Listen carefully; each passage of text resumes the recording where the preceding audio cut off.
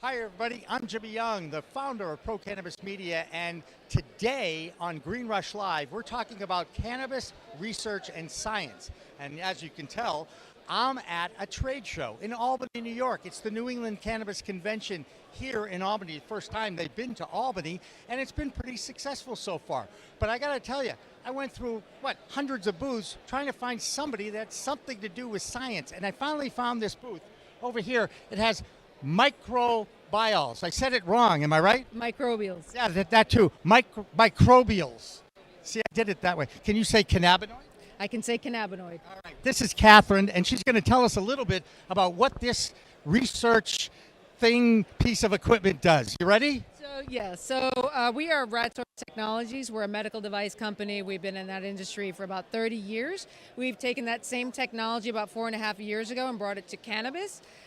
So basically what this machine does is it uses our patented X-ray technology to remediate or decontaminate microbials on the surface and inside the cannabis flower.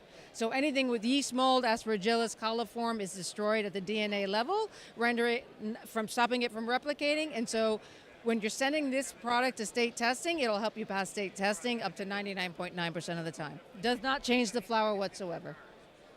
She did great. That's our first time on camera. You did great. That was super. All right. Hey, guess what? Enough of me. Let's throw it to the Green Rush Live show hosted by my pal, Josh Kincaid. Don't go away.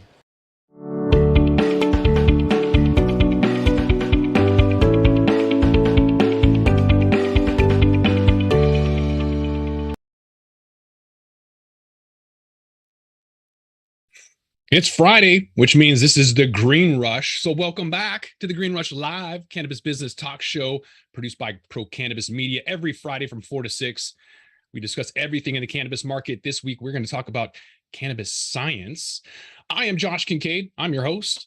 I also host the cannabis business podcast called The Talking Hedge. You can find The Talking Hedge on all your cannabis social media and podcast platforms. We nerd out on everything that is cannabis business. Today, to help us nerd out in a different way, got a couple of great guests. They're going to be with us for the next few segments. We're going to dive into cannabis science with Josh Crossney, Director of Cannabis Events with MJH Life Sciences, as well as Maedler. She is the Group Editorial Director for the Cannabis Science and Technology, as well as Cannabis Patient Care at MJH Life Sciences. Meg, Josh, thanks for being with us. Thanks so much for having us, Josh. Appreciate it. Let's do a little way back intro. Josh, you started the Cannabis Science Conference, was that like 2016, maybe? Yeah, it feels like 26 years ago at this point, but 2016 was our first show out in Portland, and obviously I'm based on the East Coast, but at that time there was not much, if any, market to do something like that for us, so we had to take that dream out west and did it every year there since 2016 and just grew and grew each year. And then finally in 2019, we felt that there had been enough movement, obviously on the East Coast, that we launched the East Coast edition. So now we're on East Coast, West Coast each year. Was that a mission-driven business that you started, or was that unapologetic capitalism where you just saw opportunities? What was it that got you started? What was your motivation? How'd you get into it? Yeah, so it was definitely a mission-driven situation for me at the time, going back 2014, 15. I was doing staffing and recruiting for the analytical science industry. So a lot of the instrument manufacturers that you see now in the cannabis space, as well as, different laboratories like environmental labs, food safety labs, so really working with analytical professionals to place them in roles. And, for me, I've been a friend of the plant, like I like to say, for most of my life that I can remember. So, everything that was happening, out in your neck of the woods in California and out west felt like it was a different country for such a long time. And then, we started hearing these whisperings of, medical markets starting to come out east. So for me, personally, I was just really excited to have the opportunity to potentially be a part of a community that has been a part of my life for so long, just in a different level. So really, I think like with anything you're going to jump into, you should really examine the landscape and figure out what's missing and try to provide that lines up with your skill set. So I went around to some of the other shows and talked to some of the industry stakeholders and realized that although there were a few great conferences out there that reached a lot of people, they mostly focus on the business of cannabis, and a lot of those are still around and still crushing it. But for me, looking at this as a federally illegal industry, which we're still in that game, I kind of thought that the science, the research, lifting up those voices would be what would get this ball rolling a little faster down the hill. And also around that same time, I had the opportunity to connect with some families that were dealing with pediatric illness, like cancer and other things. One of those being Tracy Ryan and her family, who I know, Josh and Meg, as well. And, learning that, her daughter at 8 months old was diagnosed with cancer and started using cannabis in their journey, but also at that time that California did not require cannabis testing for quality control. So coming from such a regulated industry, knowing that just about everything that comes in contact with humans is quality controlled and standardized, finding out that, there were markets where, like in California, cannabis had been legal medically since 96 and it wasn't required. So that was kind of the mix of seeing that there were no platforms for the research and science to be lifted up, but also, wanting to help and jump in and, just when you connect with families like that are dealing with that kind of illness in their children, it just touches your heart and you want to do whatever you can to help. Mm-hmm. And at the same time, you're normalizing it because you're bringing in these doctors. You have panelists with docs and jocks. You've got retired athletes. You have Dr. Sisley as a moderator. You've got phenomenal guests with a lot of credentials behind them. Did you feel like that was pushing against the stereotypes and barriers? Did that make a lot of movements? I know with Montel Williams, some other folks that you had, high name individuals you've had on there, does that sort of push that narrative forward? Yeah, absolutely. And, this is a time where, going back to the beginning of this, I remember talking to some of the people that I even knew were working in the cannabis space, but it was kind of, oh, you're using it to test tomatoes and potatoes, right? And, obviously when you understand what your clients are using your equipment and instruments for, you can, obviously help them and enable them to use the instrumentation better. So for me, really one of the biggest things was to bridge the gaps between traditional science and the cannabis community. And like you said, you mentioned some of the great, athletes and celebrity influencers we've had the chance to work with. Like you mentioned Montel, and, we worked with Ricky Lake, Fran Drescher, very near and dear to my heart, Olivia Newton-John. Mm-hmm. Obviously we just lost an angel from this world just a couple weeks ago. And, for me, that was very personal because her family had been a part of my life since really probably 2017. Her husband and her son-in-law, who you probably are familiar with out in Oregon with Laughing Dog Farms, had been coming and speaking at the show. And, for me, being such a big fan of hers, like so many others, it was cool enough to just know them and be like, hey, and they're just awesome people. So when I actually got the chance to meet Olivia, she turned up to support them. And I think it was our 2018 show just as an attendee, so that was like, for me, I'm like, oh my gosh, Olivia Newton-John's here. And, from that meeting, we got to, know them a little bit better personally and, to spending time at their ranch, to then, having them actually come in 2019 and share their journey of Olivia and John working together with plant medicine to really improve her quality of life and extend her life, in my opinion.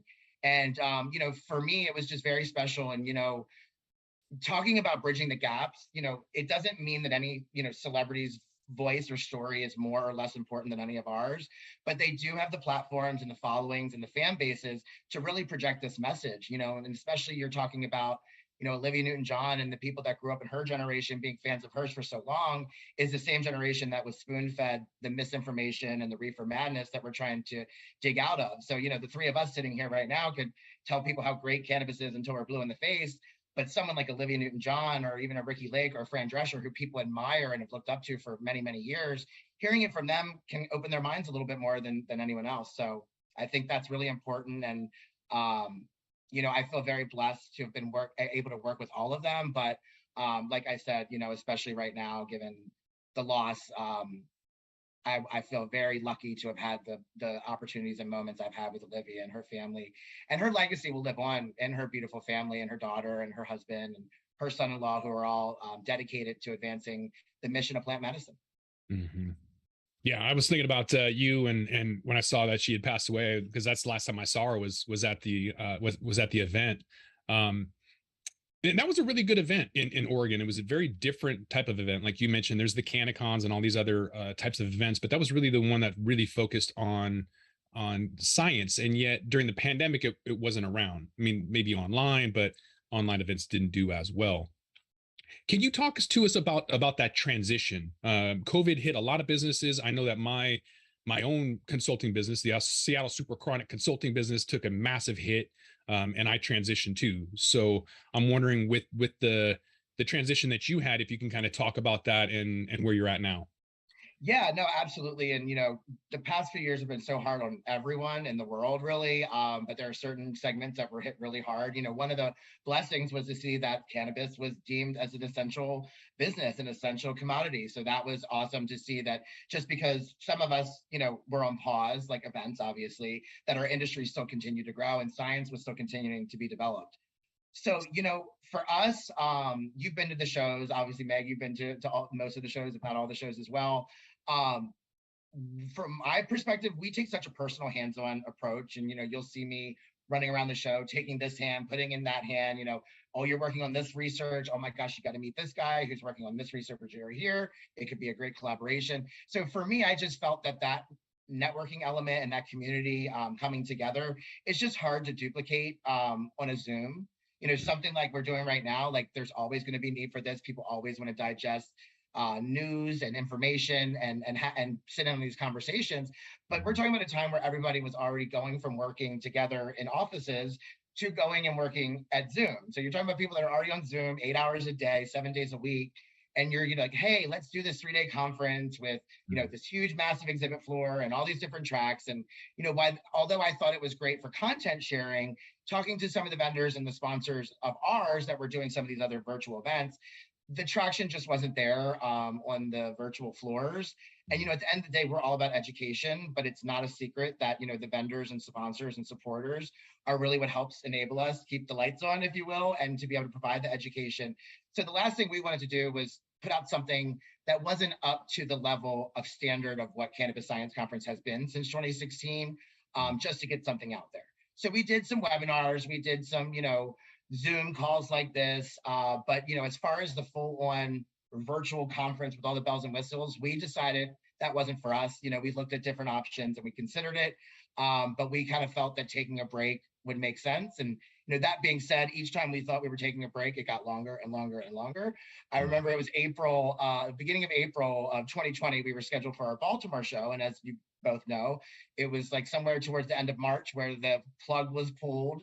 So, at that time, we're like, oh, we'll push it to June, from April to June of 2020. Oh, I'm sure that'll be plenty enough time to get through this. So obviously that evolved, and, really the past few years have taught me flexibility, and the willingness to adapt is crucial. So I'm excited that we are back to our live events. We were able to get our first post-COVID event out in September of 2021 in Baltimore. And it's kind of interesting because, like I said, Baltimore was the next show up before the pandemic happened. So our shows kind of flip-flop when they would be held in the year, because as you remember, Portland West Coast show would have been around end of August, beginning of September. But just because, obviously that was the next show up on the docket, it was the most prepared for, and the most supporters have been involved with that one. So we had to get that one out. And then, so in the interim between that and our next show, we became part of the MJH family. And we worked together with MJH to do the first edition of CSC under their umbrella in Long Beach, California, in February. And, the move to California was a really interesting one because we really did want to keep it in Portland. But when we were going to reschedule for 2022, the Oregon Convention Center was still being used for housing during COVID. So they were not actually doing any contracting. So we were ready to get back at it. Long Beach had been kind of on our heels, like, hey, we'll give you this great deal. So we did it in Long Beach, and I think that event went really well. And I think September went great in Baltimore. Long Beach was even better, and I'm really even more excited for September next month, because I think each show that we've done since getting back is getting better and better. And it's a process. Everyone has their comfortability level, and some people will never be there. Some people will never want to get back into a room with that many people again. But I know for the most part, most people I talk to are ready and excited to get back, especially with the networking element and the education. Mm-hmm. Yeah, there's one guy I know, he's never going to go to a single event ever again, and majority of people are kind of back at it and can't wait. So I think at this point it's fairly back to normal. But Meg, let me get you into the conversation and ask how you keep the brand authentic without selling out to the sponsor's interests. That's a good question. I'm an editor, so I always try to work on that balance between editorial integrity and not giving too much to sponsorship. So I just kind of take that same approach with the conference. I helped Josh a little bit with this agenda. So, we did try to find a balance with who is speaking from a company, and a lot more of them are educators and people doing research, I would say, in this event. So we just try to find that balance. I'm not going to disparage any of the sponsors. They're doing work too, and they're doing research in their labs and developing methods, and that's important work to share as well. So they should have a voice, but I'm not into like pay to play. So we try to find that balance and do the best we can, I guess.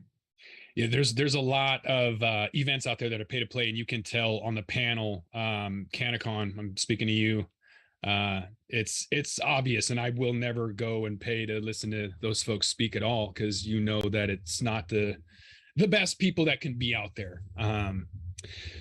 But when you do try to reach the masses, like anybody's you're trying to get all these sponsors and make all of this work, right? It's kind of this juggling act where you need the money, but you really want to provide the best content. And so how do you do that without the pay to play system? So I'll ask either one of you, how are you personalizing this content, making it niche enough and yet still trying to reach the masses?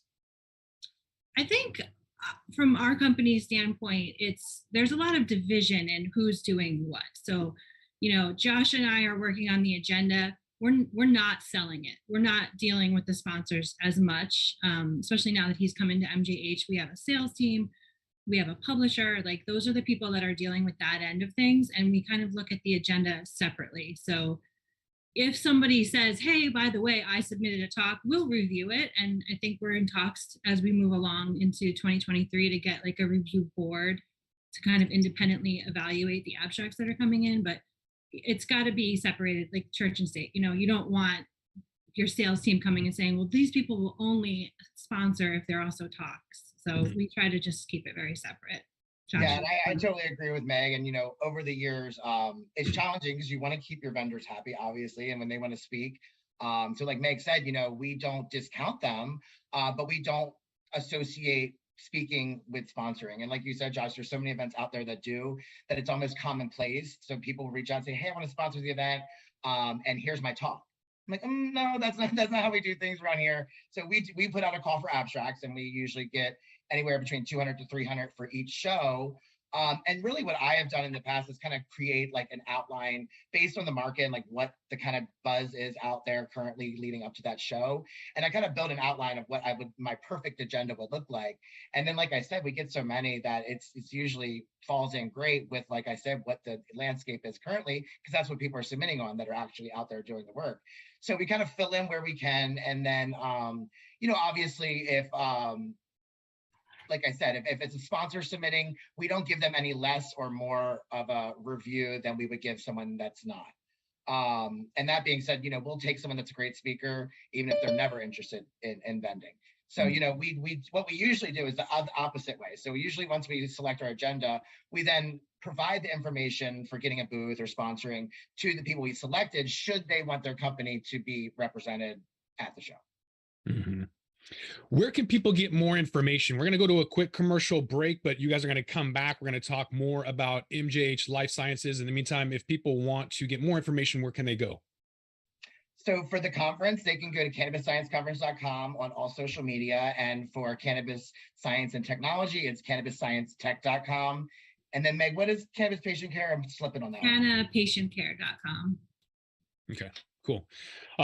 Stick around. You guys are going to be around for the next panel. We got 3 additional guests coming up after the commercial break. So stick around. It's 4:20 somewhere. So come right back. We're going to take a quick commercial break.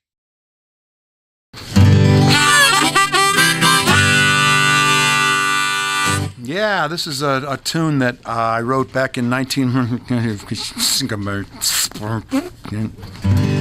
I've forgotten.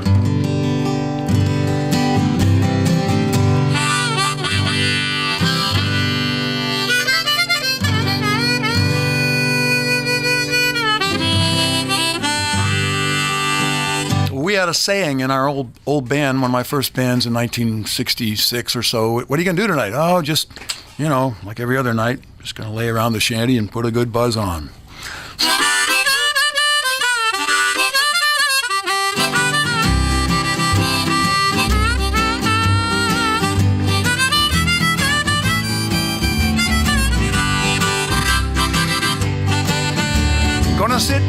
kitchen, fix me something good to eat.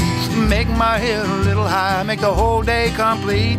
Gonna lay around the shanty, oh mama, and put a good buzz on. Pass it to me, baby, pass it to me slow. We'll take time out to smile a little before you let her go. We're gonna lay around the shanty, oh mama, and put a good buzz on.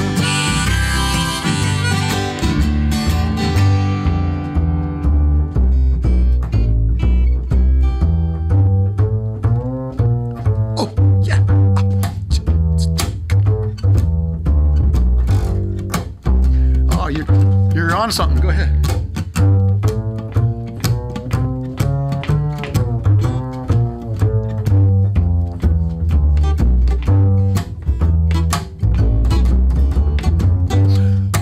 Rick Brodsky, everybody.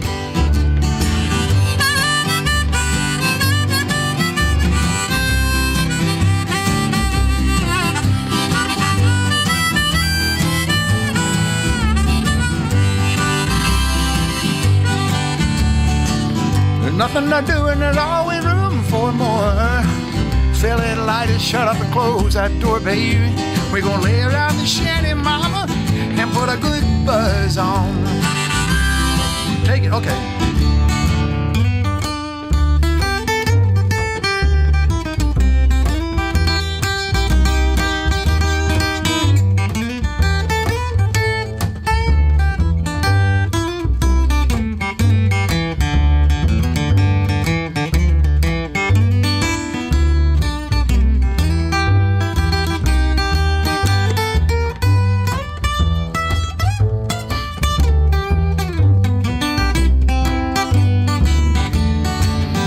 Prohibition never works, it's time to realize it. It grows in my backyard, it's time to legalize it.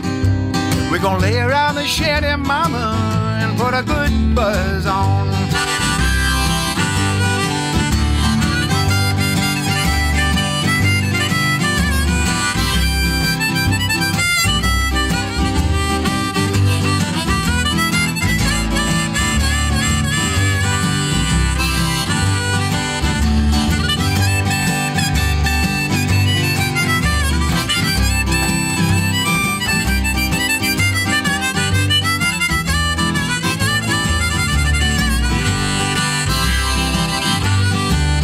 I'm going to sit down in my rented car. I'm going to jam it into drive. I'm going to head on out and play at WSCA with Sean. I'm glad I'm alive. We're going to lay around the shanty, mama, and put a good buzz on every night and day. We're going to lay around the shanty, mama, and put a good buzz on.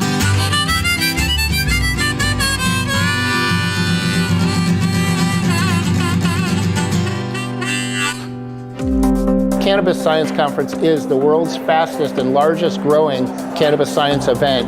Bringing like-minded individuals who want to use data and want to use good practices would help to motivate the public to make demands. To being here in person where we have access to all of the wonderful vendors that are here at the trade show, all of the amazing speakers. Everything from scientific and analytical equipment to cultivation methodologies. Now the Canna Boot Camp is an interactive, hands-on learning event. We have different zones. Helps us know each other's needs and really understand what solutions to make the cannabis industry better.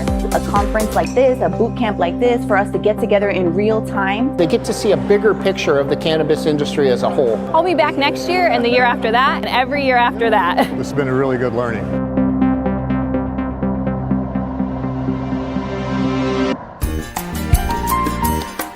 Whoa, Jimmy Young in the weeds on the water this week. We've got the CEO of Kushko, Nick Kovacevic, with me. I got to tell you, that was still one of my favorite interviews. Hi, everybody.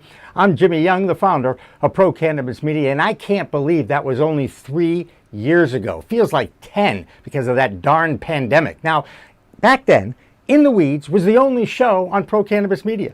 750 videos, 600,000 views, and over 10,000 subscribers on YouTube has changed all that over the past 3 years. Now, we have 10 shows that we live stream all the news, talk, business, information, and educational content 24/7 on our Roku and Apple streaming channel, PCM TV. Now that feed is also on our homepage of our own ProCannabisMedia.com website. Now, I'm asking you, the people that follow us, like us, and subscribe, to spread the word in the cannabis industry that we take informationally compliant, correct-based messages. That's right. The rest of the world calls them commercials, but that's still a no-no on TV and radio. Consider us a marketing tool for your marketing challenges, and contact me directly at jimmy@procannabismedia.com. That's about as easy as it gets, right? Some opportunities start as low as $250 a month. You will reach our audience of decision makers, policy makers, entrepreneurs, and yes, even the church of movers and shakers in the cannabis world. Remember, it's a whole new world of weed out there. Use it responsibly, and of course, market it responsibly too. Looking forward to working with you.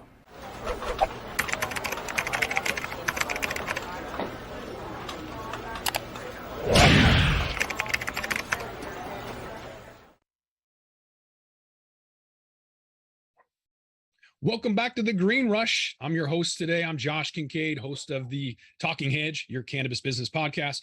With me for the next couple of segments, Josh Crossney, director of cannabis events with MJH Life Sciences, and Maedler. She's a group editorial director of cannabis science and technology, also with Cannabis Patient Care and MJH Life Sciences. Also with us, we've got three other guests. Rylie Maedler, she's the president of Rylie Sunshine. Also, Janie Maedler, she's managing partner and chief operating officer of Rylie Sunshine. And Dr. Leah Sera, she's the associate professor and program director, Master of Science in Medical Cannabis Science and Therapeutics with the University of Maryland School of Pharmacy. Ladies, thanks for being with us. And Josh, thank you all. Thanks for having me. Yeah. Josh, do you want to jump in and because these are some of your guests, maybe introduce them? Take it away. Yeah, absolutely. Let's start with Janie and Rylie. These special ladies have been a part of my life for many, many years. And, we touched a little bit earlier about pediatrics and the advocacy there and how that has been a part of my journey since the beginning. And knowing this family that you see right in front of you has been a big part of that. And I remember when Rylie was yay high to the knee, and now she, has, back then her mom was sharing her story, with her, but now she is a young adult and she's going out and sharing her own story. So I would love for you guys to just, maybe introduce yourself briefly and talk about how you got into the industry, and what the years have been like. Okay. I'm Rylie Maedler. How I got into the industry, kind of. In second grade, I was diagnosed with aggressive giant cell granuloma bone tumors. And basically what they did is they ate away the majority of the bones in my face. And I was supposed to be deformed for the rest of my life, no teeth. And my mom, she was looking up certain options to help me with my pain because I had a lot of bone pain in my face. And cannabis kept popping up. So we decided to try it. And right away, we saw good results in my pain and swelling. And only a few months later, we saw bone regeneration and tumor shrinkage. And so once I left the hospital, I asked my mom, why we have to hide the fact that I take my medicine, which is cannabis. And she told me it was illegal. So I was like, why don't we change that?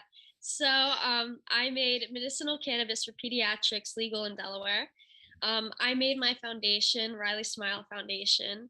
And we've passed multiple laws within the state of Delaware to help widen access of medicinal cannabis. Can I step in and just ask a question about how that happened? Do you think that CBD was the gateway towards that regulation? And can we blame Charlotte for that awareness? I definitely think it probably helped, but we were still facing a lot of stigma in Delaware. In Delaware, we lived in a place where there wasn't much education around it, and people in our state, it was legal, and most of the legislators, they were all just very against it. I think it just had to do with our region, I think it took them relating to this little girl begging for her life. For them to break down those walls and actually look into it, and they gave us a lot of questions. I talked to each legislator separately. I definitely think that Charlotte helped to at least soften that wall that had to come down definitely helped it. Yeah. So Rylie, why was it so important to you after, going through this and helping to change laws? Why was it so important for you to use your voice, and travel the world and speak to others and, not just in the cannabis industry, but also in different governments and different settings? Like, why was it important for you to not only get the help you needed, but to also use your voice to try to help others? Ever since I was little, once I left the hospital, I had almost like survivor's guilt where like I felt like it was unfair that I was better and I knew about cannabis and I took it, and that other patients in the hospital, their families didn't know about it. So that's why I made my foundation to help educate families all around the world. And through you, I started being able to speak by myself. And I just started speaking in as many places as I could, because I realized that it's so important for doctors everywhere to know how important cannabis is as a medicine. And I just made it my goal to help as many kids and people in general as I can. You're such an amazing speaker, Rylie. I heard you talk in May at CSC West, and I was like in tears over everything you were saying. Thank you. Your talks are really incredible. Could you share a little bit about what you're planning to present at CSC East in a couple weeks? Yeah, so my presentation, my main goal is to like give the audience a good idea of like how much medicinal cannabis greatly impacts pediatrics and why we must advocate for all pediatrics to have legal access to medicinal cannabis. That's great. And Janie, you're giving a talk as well, right? Can you share what you'll be saying? Yeah, I'm in the psychedelic section, and what we have found is even in states that where cannabis is illegal or psilocybin is illegal, parents are still reaching out to us asking, like, how do I do this? How do I maneuver getting this for my child? Because we've tried everything on earth. And so we came to the conclusion that whether or not it's legal, parents are going to use it, but they're not going to reach out for help. So the main point of my talk is just to identify like what psychedelics are kind of popular and out there, what they look like, and some harm reduction. And a little of that will be kind of like a show and tell thing of like, this is what they look like. This is how people usually prepare them. Mm-hmm. Because families fall victim very quickly to other people who are supposedly growers, cultivators, and don't have the best intentions. So we just want to arm patients and families with like how to identify how it's supposed to be prepared and some of the harm reduction techniques. So Janie, do you see that like different from cannabis, how like most people in their life had some type of experience or at least exposure to it? I would imagine with psychedelics, a lot of people, it's probably their first time even thinking about it, let alone seeing it or being in the same room with it. So are you seeing a big difference there from kind of the knowledge going into it, even if that knowledge is basic, like a lot of people have cannabis, compared to the psychedelic industry? Yeah, it seems like with cannabis, people want to know, like, how is this working? Is this dangerous? Is it going to interact with my other medicines or my child's chemotherapy? And we have to like really dig deep and get down to the nitty gritty of like educating parents. And it seems like with psilocybin, they're just like, how can I get access? They have no more questions. Like, how can I get access? How much should I use? And there's no questions about like, how does this work or will this interact? And it's quite different. And I don't know why that is, but like we have a family that we're working with right now, and trying different types of phenotypes for their daughter who suffers from like really severe OCD and autism. And their older son told them that they should use, psilocybin for their daughter. And like, it's a really good idea. And when the mom told me that, she was scared to ask me at first. And then I was just surprised, because I couldn't imagine telling my parents, hey, give little brother some psilocybin, he'll be fine. It just wouldn't have crossed my mind to communicate that to my parents. Yeah, definitely. So Dr. Sera, I want to get you involved too here. You're speaking, I think, in the psychedelics track as well. Do you want to share a little bit about your background and what you're doing there in the psychedelics realm? Sure, and I just want to say hi to Rylie and Janie as well. They spoke last spring at our symposium. Hopefully they'll be willing to come back and speak to another class next spring. And it's wonderful. You're inspirational wherever you go. So I'm excited to be sharing this screen space with you today, and to be speaking alongside you guys at CSC West. So I'm also speaking in the psychedelic track along with two of my colleagues, Dr. Chad Johnson and Dr. Andy Koop. We all teach in the Master of Science in Medical Cannabis Science and Therapeutics program. But what we're talking about at this at the CSC is psychedelics. You know, like many people, we've really been interested and reading increasingly about this resurgence in interest in psychedelics as medicine. And because our perspective on cannabis as medicine has always been that it is medicine, and that is how we want to approach it and how we teach it, that, you know, it's no more or less special than other medicines, you know, and that what makes it different is history and politics, right? That's the difference, but it's still medicine. And so we have seen that there are lots of wonderful talks in the psychedelic track. And so as the keynote, we really hope to give an overview of a little bit of the history. Dr. Koop and Dr. Johnson are going to talk about the pharmacology and some of the medicinal chemistry of these of some of these psychedelic compounds. I'll talk a little bit about some of the research that's been going on, and we really hope to kind of open up this the psychedelic track to get people excited about all of the other talks that'll be happening in that track later in the conference. Yeah, absolutely. And Dr. Sera, I'd love to get your thoughts on, you know, the difference between the burgeoning psychedelics industry compared to the cannabis industry, because what I feel like we're seeing in psychedelics is a lot more clinical research-based approach compared to cannabis, which has largely been an advocacy-based approach going back to the 90s in California with Prop 215. So it seems like we kind of saw a little bit of this conversation with psychedelics when we went in to hibernation for COVID, but then it feels like we came out and it's just so much has developed and popped up all over the place, from ketamine to psilocybin to DMT, and just research is being done, you know, across the board. So what do you see just from, you know, your standpoint in the academic space of the differences in those, you know, kind of starts, and, you know, maybe where you see the psychedelic industry coming, and if you think that'll happen faster for us now than it did and still happening for cannabis? Well, I think in some ways it will, because there are we're looking at multiple, you know, agents and multiple compounds, some of which are already, you know, FDA approved for some, you know, treatment purposes like ketamine.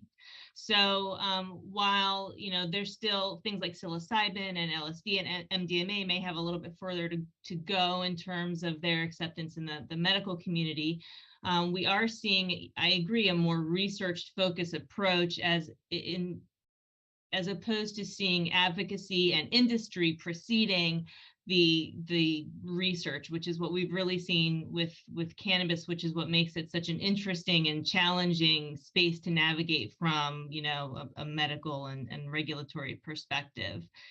So I agree, it is different.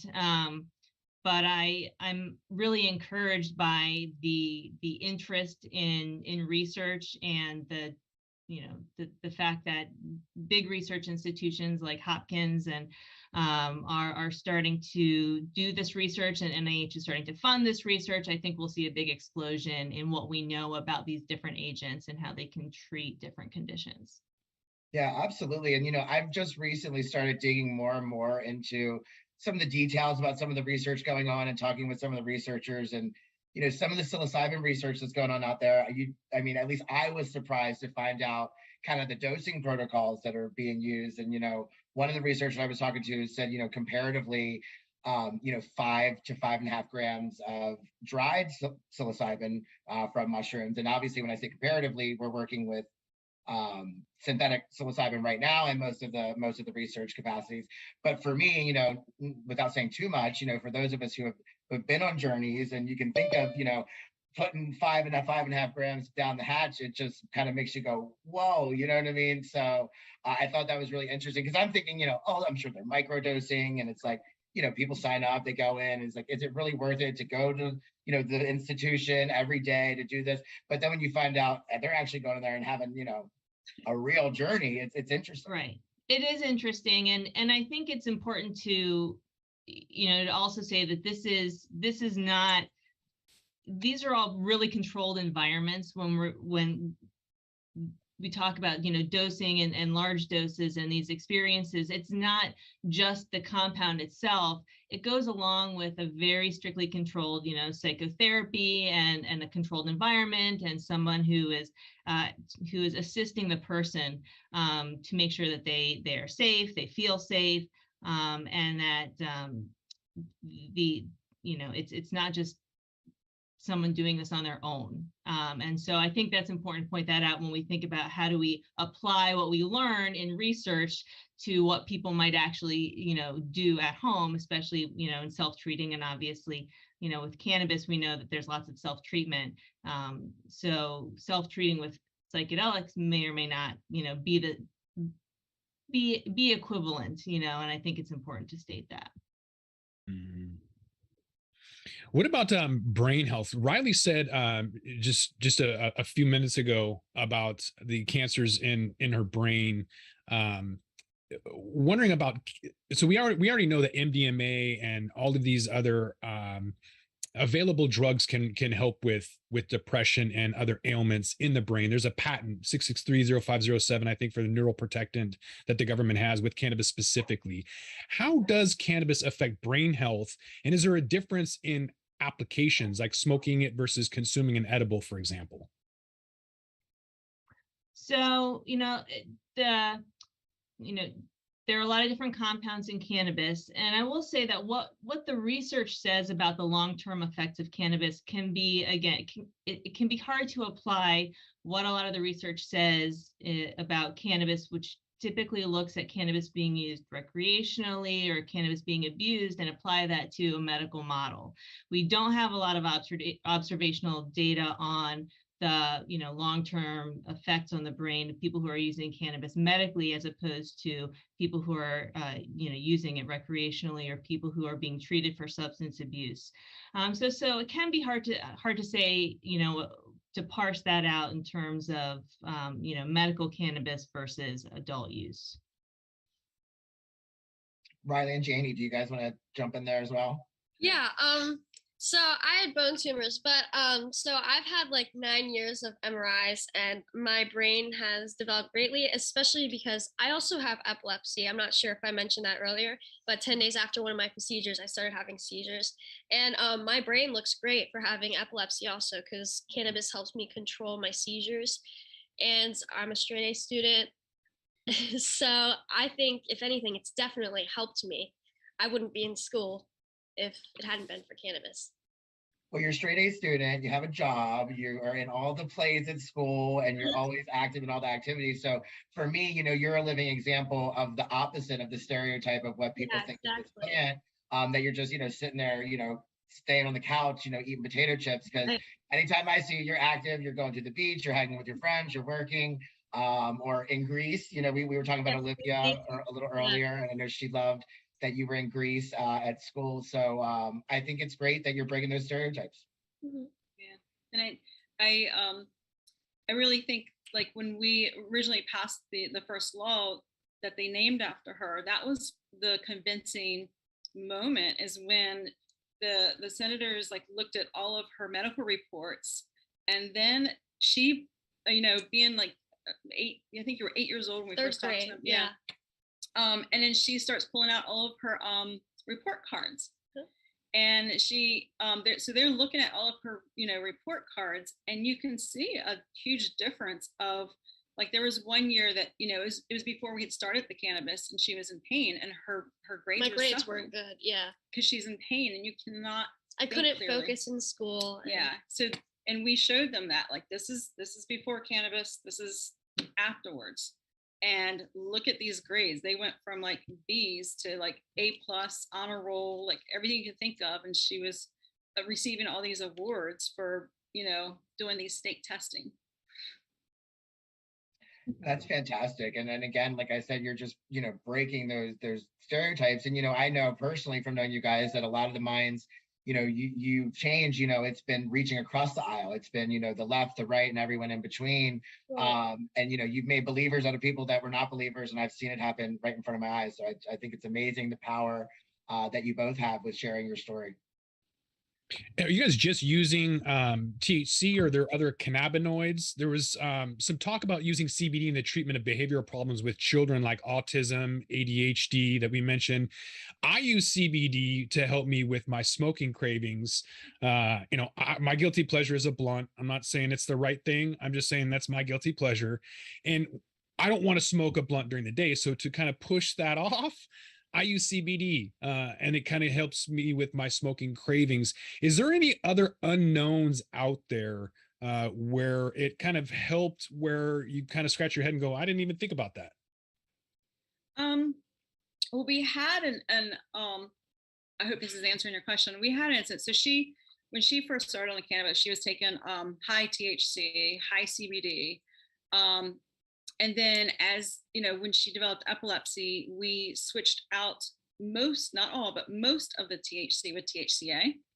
And I used to, fill her little capsules up, before school, and her brother has autism, and, he had, therapists and everything. And one day he picked up her THCA pills and ate them, because that was just something he would do. You couldn't leave things laying around like that.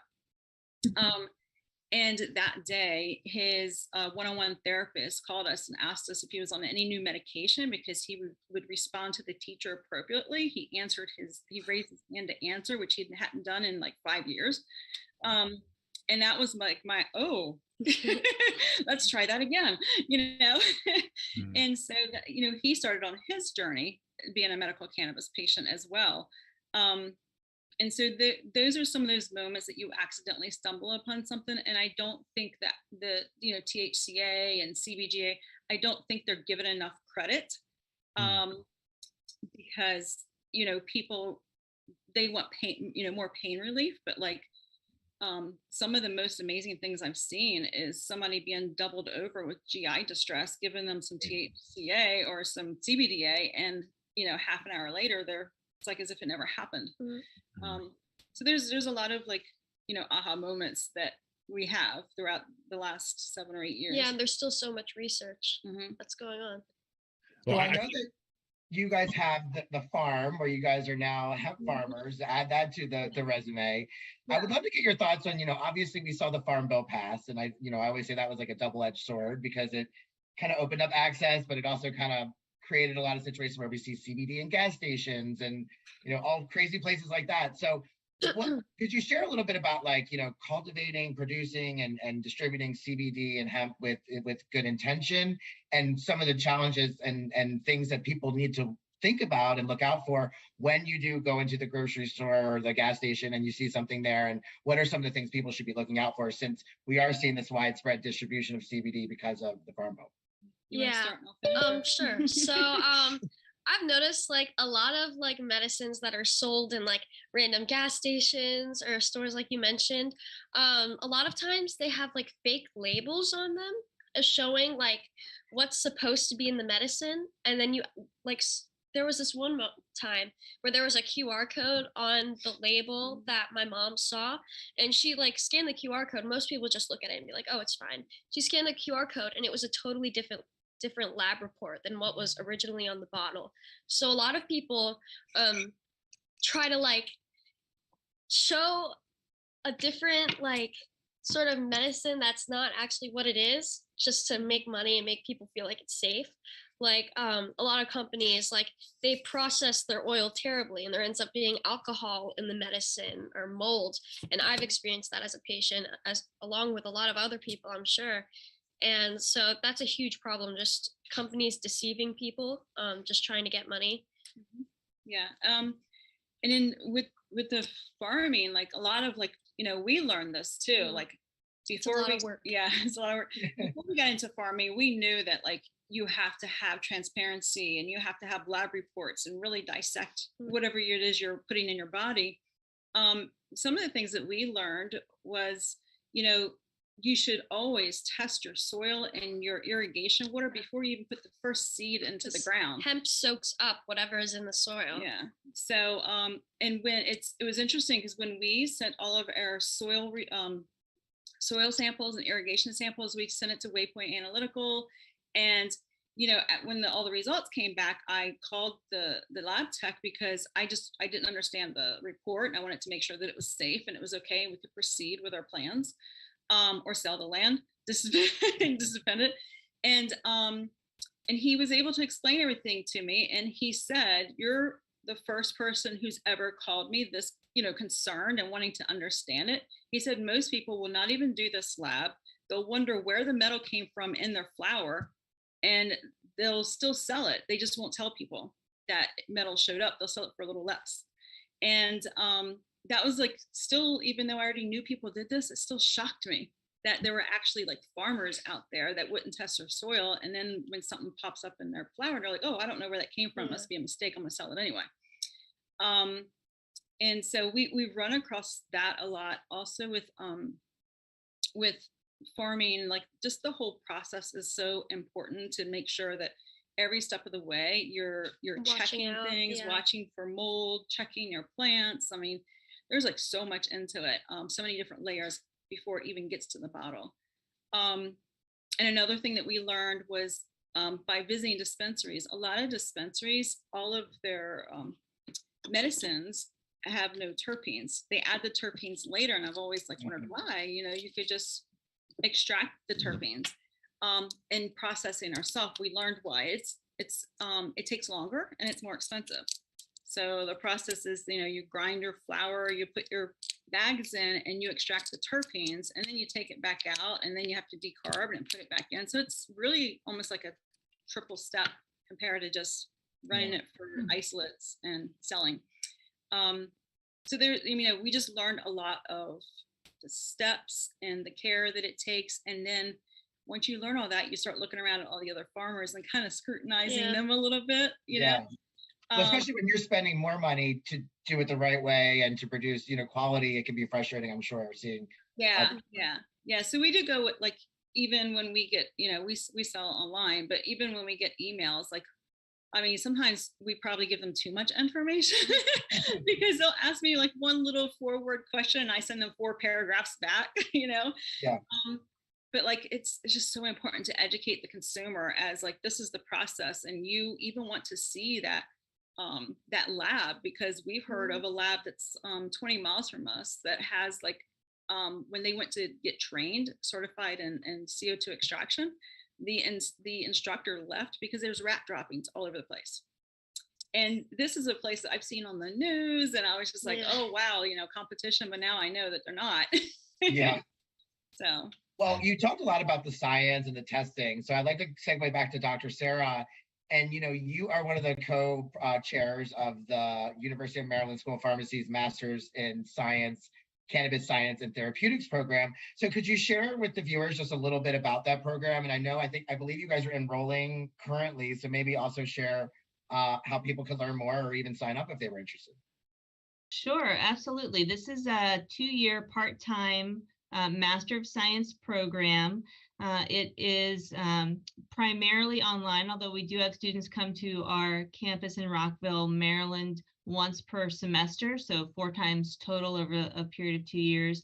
And this is a comprehensive program really focused on the science, so the pharmacology, the pharmaceutical science, the medicinal chemistry related to cannabinoids and cannabis medicine, what we know in terms of medical evidence, how to interpret medical evidence, how to apply that to patients in different medical conditions, the policies, health policy and advocacy related to, all related to medical cannabis. So students have opportunity to take a lot of different electives to really make this, an individually focused degree. And we've got a really diverse group of students, in terms of their academic and professional backgrounds. We do have clinicians who are in our program, so nurses, pharmacists. We have basic scientists, so microbiologists and chemists, and we have a lot of people with no science or medical background. So patient advocates, a lot of entrepreneurs and business professionals, public health professionals, and we really want to encourage that diverse group. We think it makes a really rich experience for us as faculty and hopefully for our students as well. We really promote a lot of professional development and networking and career development while they're in the program.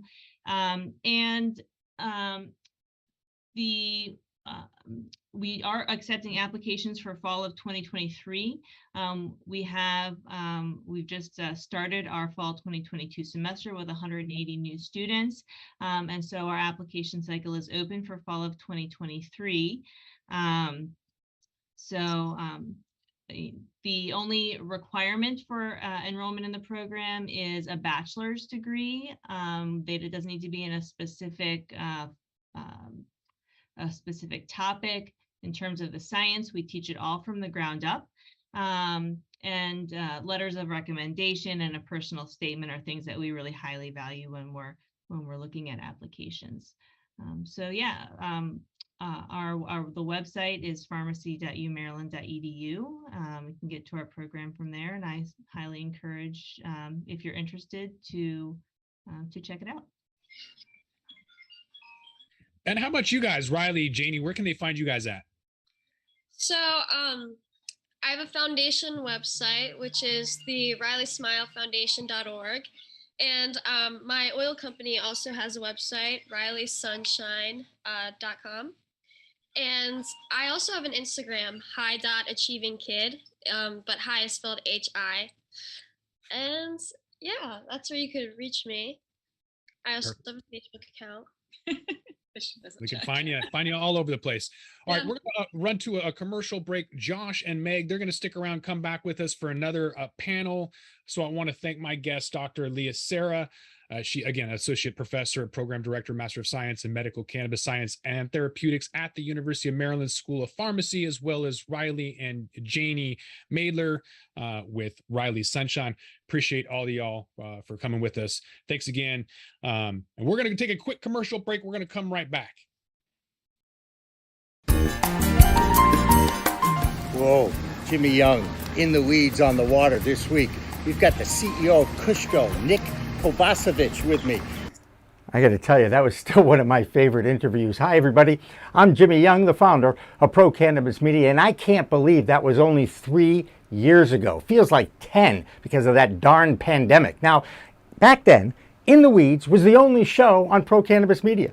750 videos, 600,000 views, and over 10,000 subscribers on YouTube has changed all that over the past 3 years. Now, we have 10 shows that we live stream all the news, talk, business, information, and educational content 24/7 on our Roku and Apple streaming channel, PCM TV. Now, that feed is also on our homepage of our own ProCannabisMedia.com website. Now, I'm asking you, the people that follow us, like us, and subscribe, to spread the word in the cannabis industry that we take informationally compliant, correct-based messages. That's right. The rest of the world calls them commercials, but that's still a no-no on TV and radio. Consider us a marketing tool for your marketing challenges, and contact me directly at jimmy@procannabismedia.com. That's about as easy as it gets, right? Some opportunities start as low as $250 a month. You will reach our audience of decision makers, policy makers, entrepreneurs, and yes, even the church of movers and shakers in the cannabis world. Remember, it's a whole new world of weed out there. Use it responsibly, and of course, market it responsibly too. Looking forward to working with you.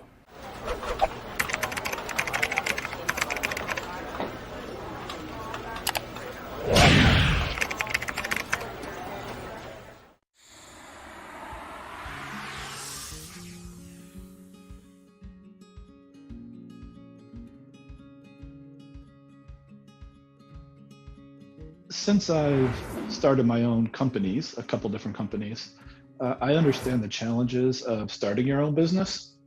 And I also understand that an accountant is extremely important, especially a CFO and an accountant packaged together in one is extremely important for a startup company, even though you may not realize it right now. But I also understand that you can't always afford to hire the giant accounting team, and you can't always afford to hire a senior executive to come in and help you as your CFO.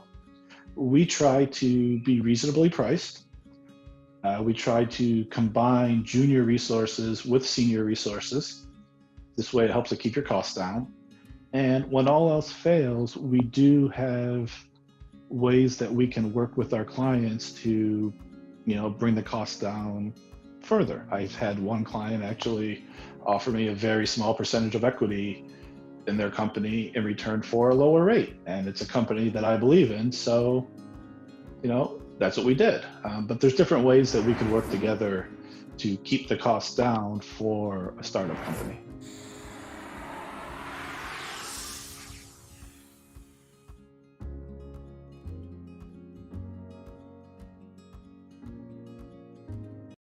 This edition of Green Rush Live is supported by Canna Business Resources, helping you grow with Canna Business funding. Check them out at cannabusinessresources.com. Welcome back to the Green Rush Live. I am your host, Josh Kincaid. I'm with the Talking Hedge, your cannabis business podcast.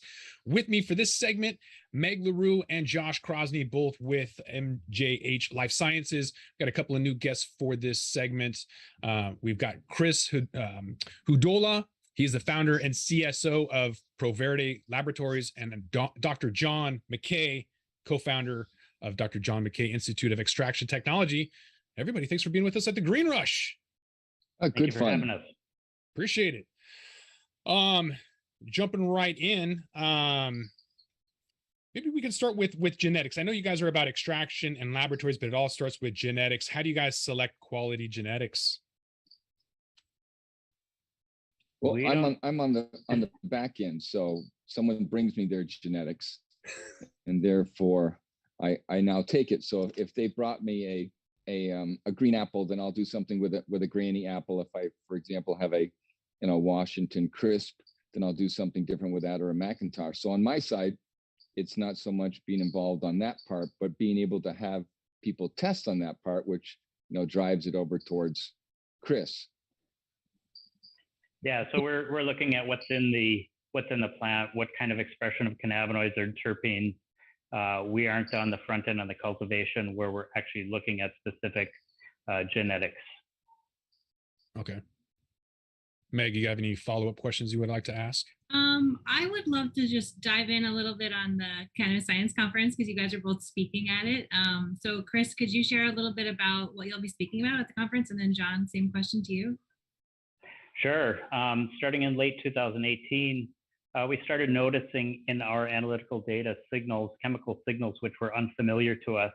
As we kind of started to delve into that, we realized that these were the product of synthetic processes, mostly in relation to converting CBD from hemp into some of the synthetic THC molecules.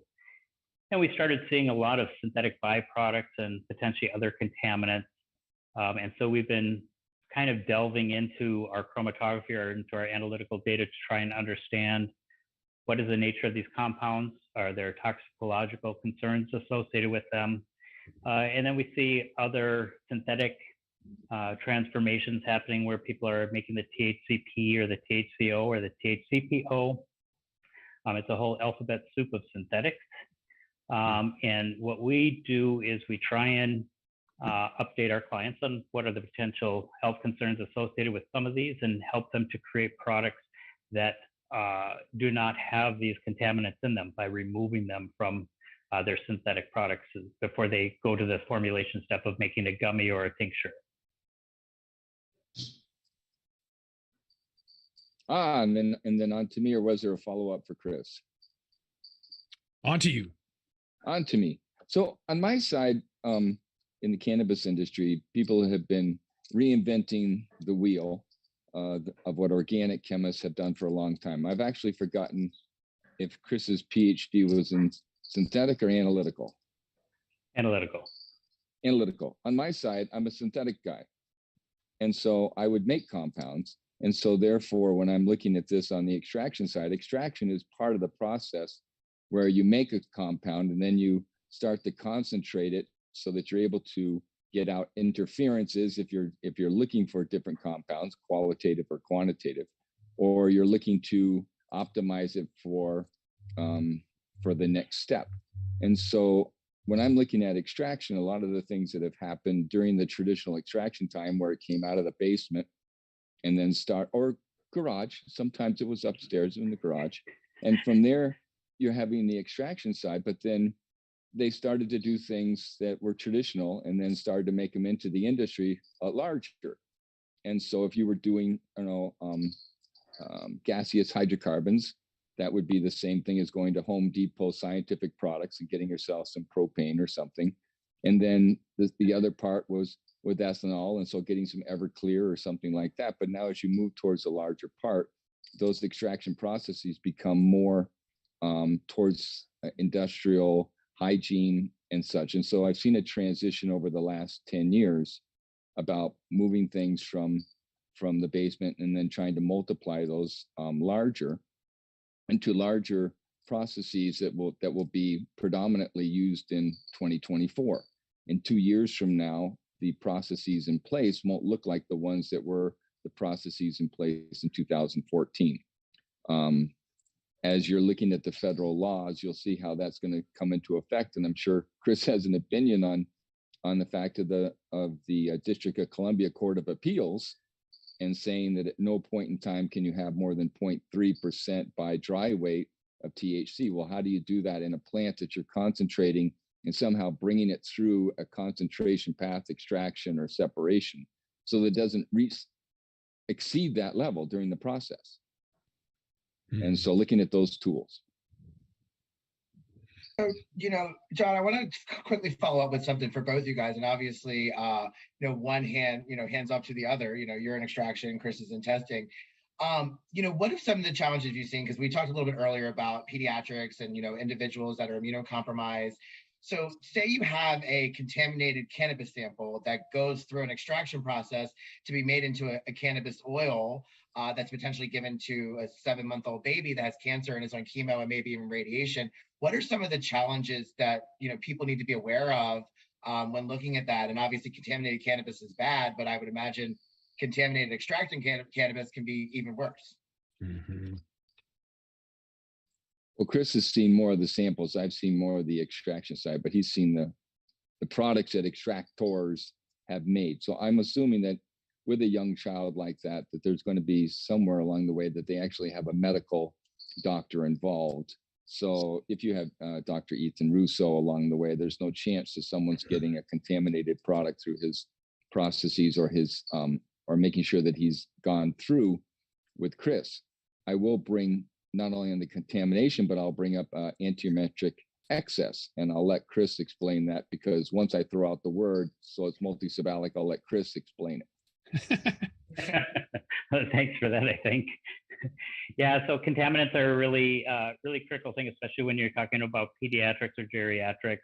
It depends on the contaminant. If the raw biomass has heavy metal contaminant in that oftentimes is remediated by extraction. So oftentimes hydrocarbons, ethanol, or CO2 will pull out the cannabinoids but leave the heavy metals behind, so that's less of a concern.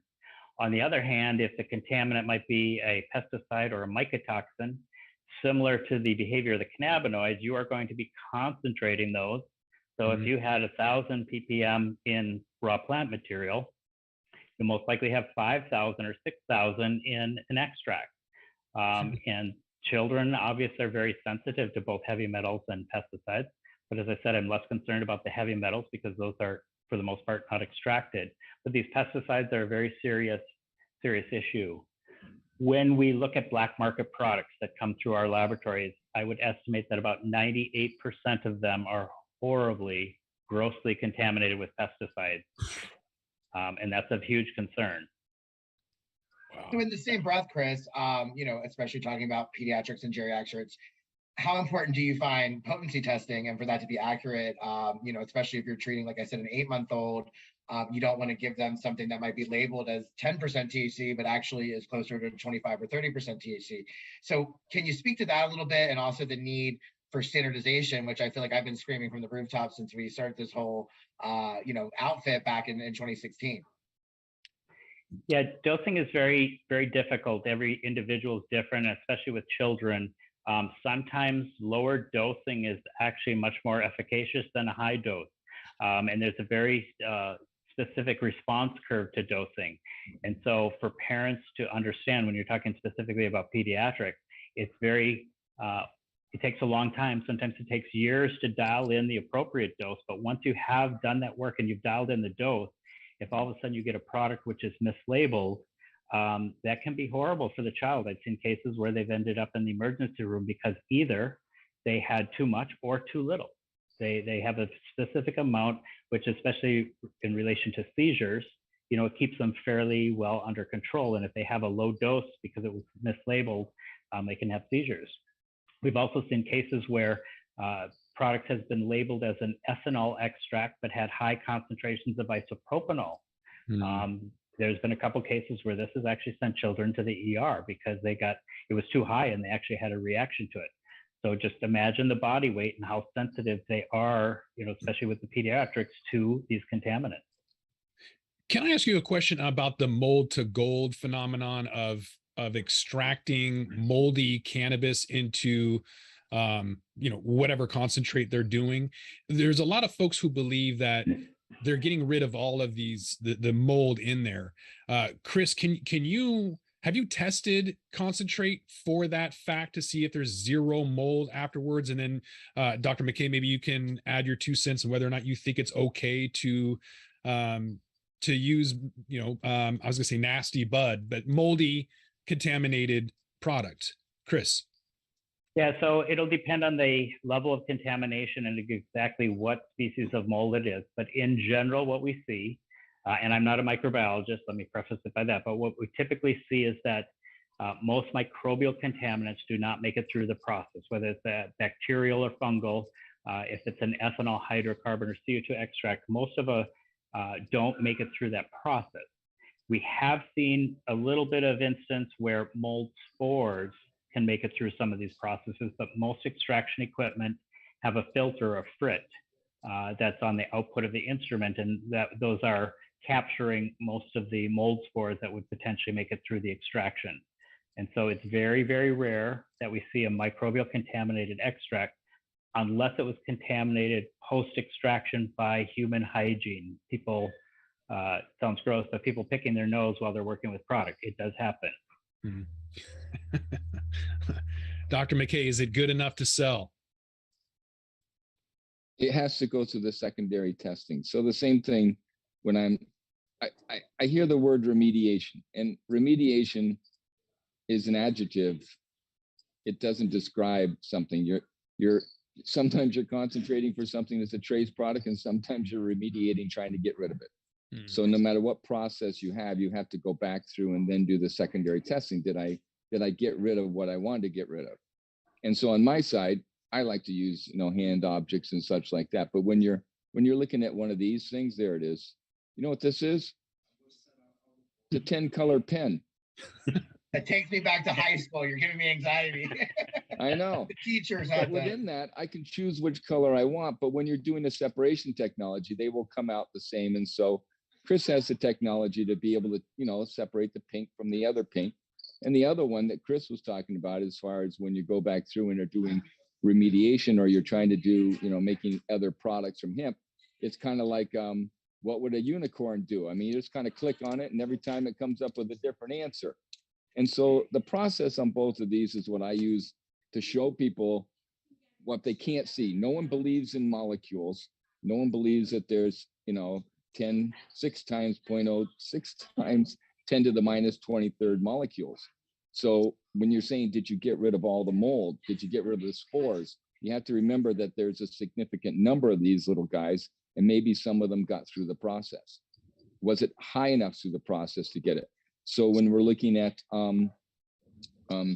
different aflatoxins, when you do the aflatoxins, that little guy may have already made chemicals that are organic chemicals, and those aren't stopping. They're organic chemicals. Now what made it isn't there anymore. You stop that, but wherever you stop the process, and Chris has done some work on that he can talk about more specifically. That way I just put you on the queue all the time. Yeah, mycotoxins are challenging in that their occurrence is very low, but their toxicity is very high. So it's very important to be testing for those. But a lot of people wrap them in with the microbial testing, but they are more chemically, structurally similar to a pesticide than they are to a microbe. They're not a living organism. I often refer to them as mold poop. It's the secondary byproduct of certain mold species. But like pesticides, if they are in a product that is being extracted, the microbe that actually created it may be killed, but their poop is going to be concentrated and is highly toxic. And so that is something that in the state of Massachusetts, where we operate primarily, mycotoxins is one of the tests required for every final product going into consumer hands. Have you done any work with shelf life stability for products that have gone through this process? Like if, like you're saying, those things are still there, can they continue growing on the shelf? They can. It depends a lot on the matrix. So most microbes, the majority of them probably want some kind of water in their environment. And so hydrocarbon extracts, by the purging process, they have very low water content. And so it's typically not an issue. Oftentimes you'll see CBD and THC in an oil base, like an MCT oil base, and those are not going to have the moisture content that the microbes need to survive in general. There are anaerobic microbes which can thrive, but for the most part, what we see is the aerobic microbes, and the shelf life for most of those products is fairly long. They're fairly stable. One caveat is the new emergence of the beverage industry. So the CBD, THC beverages, because of those emulsions that are used to make the CBD or THC happy in a water environment, they do have stability issues. And so we do a lot of stability shelf life testing on those types of products. Yeah, you just kind of made me think of something else with that answer. There's so many different products out there. Feels like there's something new every week. Can you guys both talk about, the challenges with that on testing and both on extraction?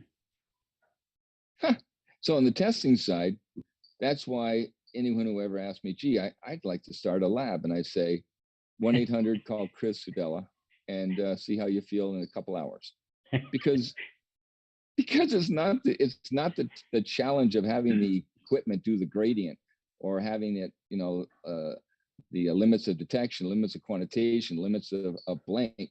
The whole problem is how do you get that substance out of a gummy? And in some places they say, oh, it's just another gummy. And Chris can speak to the fact of one gummy's not like another gummy, and it'd be best if most people worked with him on the formulation side before they just threw a gummy into an envelope and sent it to Chris and say, tell me what's in it. Yeah, unfortunately, we oftentimes get very little information up front. A very good example, as John was saying, is gummies. A gelatin gummy and a vegan gummy might behave different in our extraction process. The instrument process for actually making the measurement is pretty much the same for all of our cannabinoid potency testing, but how we get the sample introduced to that is very different. And so how we prepare a chocolate is very different than how we prepare a gummy, which is also very different from how we prepare a nano emulsion. Now, one of the challenges recently, we started seeing gummies made with a nano emulsion. So now I'm in a kind of a quandary. Do I prepare the sample as a gummy, because it is, or do I prepare it as a nano emulsion based product, which it is? And sometimes we have to do both and do a little bit of R&D and method development for these samples. And oftentimes what happens is we report numbers that are lower than the target formulation, and it's only then that the producers come back and say, well, I put this nano emulsion in there and it's a vegan gummy, and I also added in capsaicin or something like that. So all these things would be very helpful for us to know upfront before we start our testing process. Is that information, quote unquote, open source? I mean, there are a lot of regulations. There's a ton of compliance, but I'm curious if there's any benefit to improving communication between testing labs and extraction labs, or is the communication already open? The telephone still works. I think Chris, anytime I've called Chris, he's answered it. And, industry-wide, so though, that works. Dr. MacKay, is there something industry-wide that would be a benefit if there were open communications to learn from what's happening? Is that already there, or would it be helpful? Any benefit to that? There's some people that believe that they've invented something very, very specific to themselves, and it's probably been in the literature. And so there's a lot of people thinking that they have IP, and it's not. And so the ones that are most successful have a relationship with Chris, or they have a relationship with Jeff Raber, or they have a relationship with SC Labs. They have a relationship with someone that they're starting way from the beginning, so that when things come in, they have something that's being, they're looking for the measurement that they need. And it's always coming down to the subtleties of what that laboratory can do. Chris has some great people in there that have decades of experience in extraction of all kinds of stuff. But now you move towards a nano emulsion inside a gelatin that's been, gone through other things. But I on Chris's side, how many good relationships do you have versus here's a pocket sample? Yeah, communication could always be better. We certainly try to encourage producers when they are coming out with a new SKU or a new product line to get us involved early.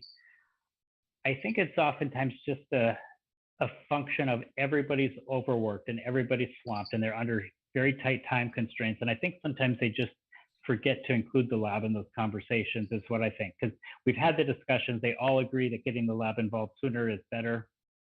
It helps us identify problems in their formulation.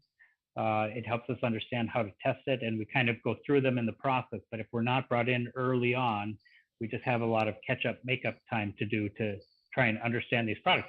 And unfortunately, what happens is, it's not all the time, but it has happened multiple times in the past, where our testing after the fact has revealed a problem in their formulations. They have a high variability because of the method they've chosen. They have a very high variability of their cannabinoid potency per unit piece. And that doesn't work in a production environment where you have to have very tight tolerances for your potency. So having the lab involved earlier in the process, we've been able to make some recommendations on changes to process, and they're simple changes, but it permits them to make a more reproducible product. So if you have something in a style, every single morning, this works out the best. The first time it didn't, but I put my socks on, then I put my shoes on. It's good. And it works.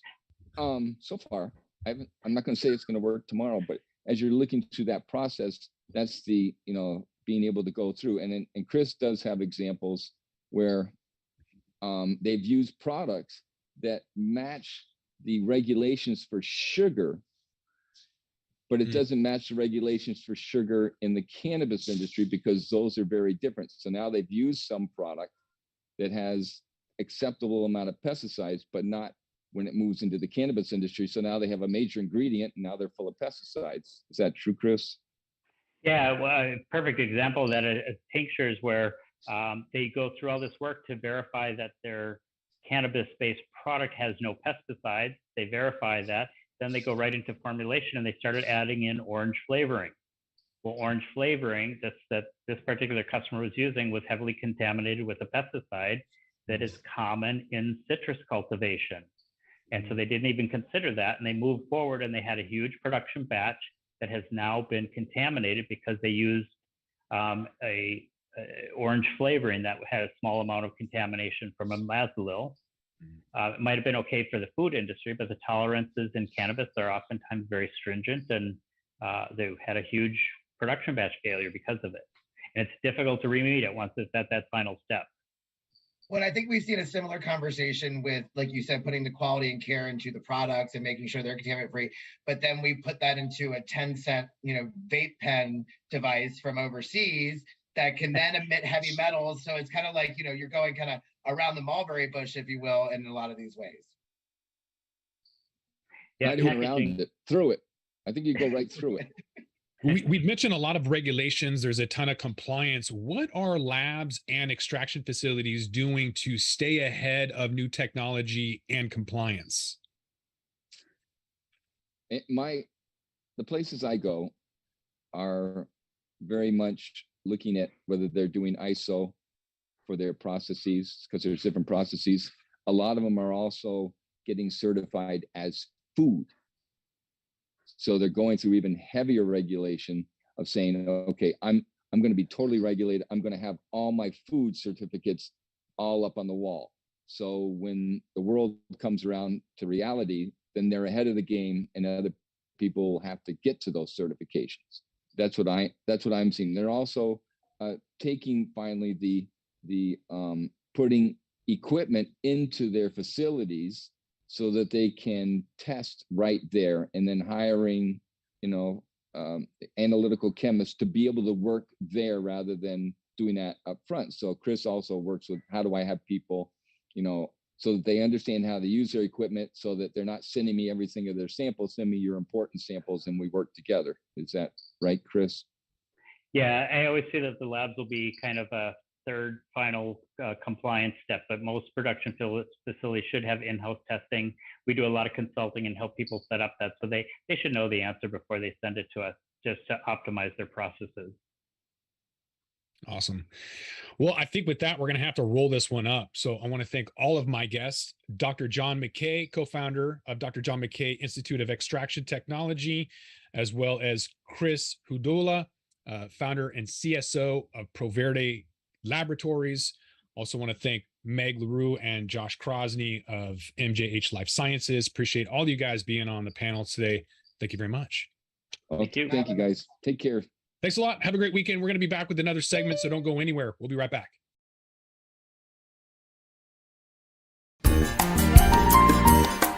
Whoa, Jimmy Young in the weeds on the water this week.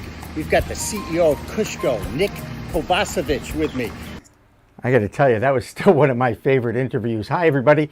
I'm Jimmy Young, the founder of Pro Cannabis Media, and I can't believe that was only 3 years ago. Feels like 10 because of that darn pandemic. Now, back then, In the Weeds was the only show on Pro Cannabis Media.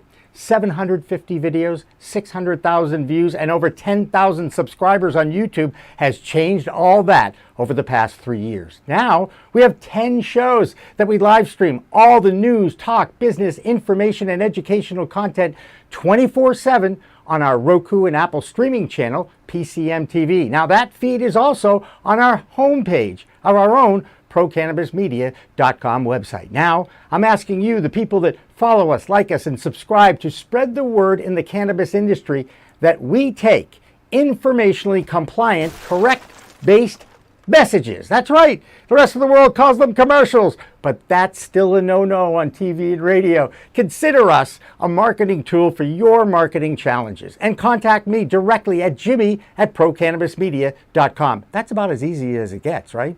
Some opportunities start as low as $250 a month. You will reach our audience of decision makers, policy makers, entrepreneurs, and yes, even the church of movers and shakers in the cannabis world. Remember, it's a whole new world of weed out there. Use it responsibly, and of course, market it responsibly too. Looking forward to working with you.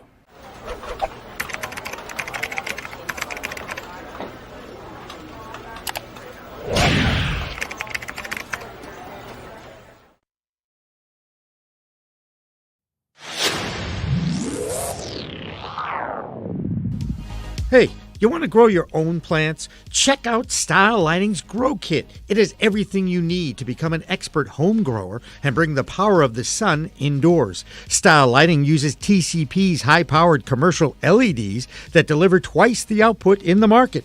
The Grow Kit has a grow bag, a timer, chains to hang the light, and of course the best in the business lighting system by TCP. Check out stylelighting.shop for more information.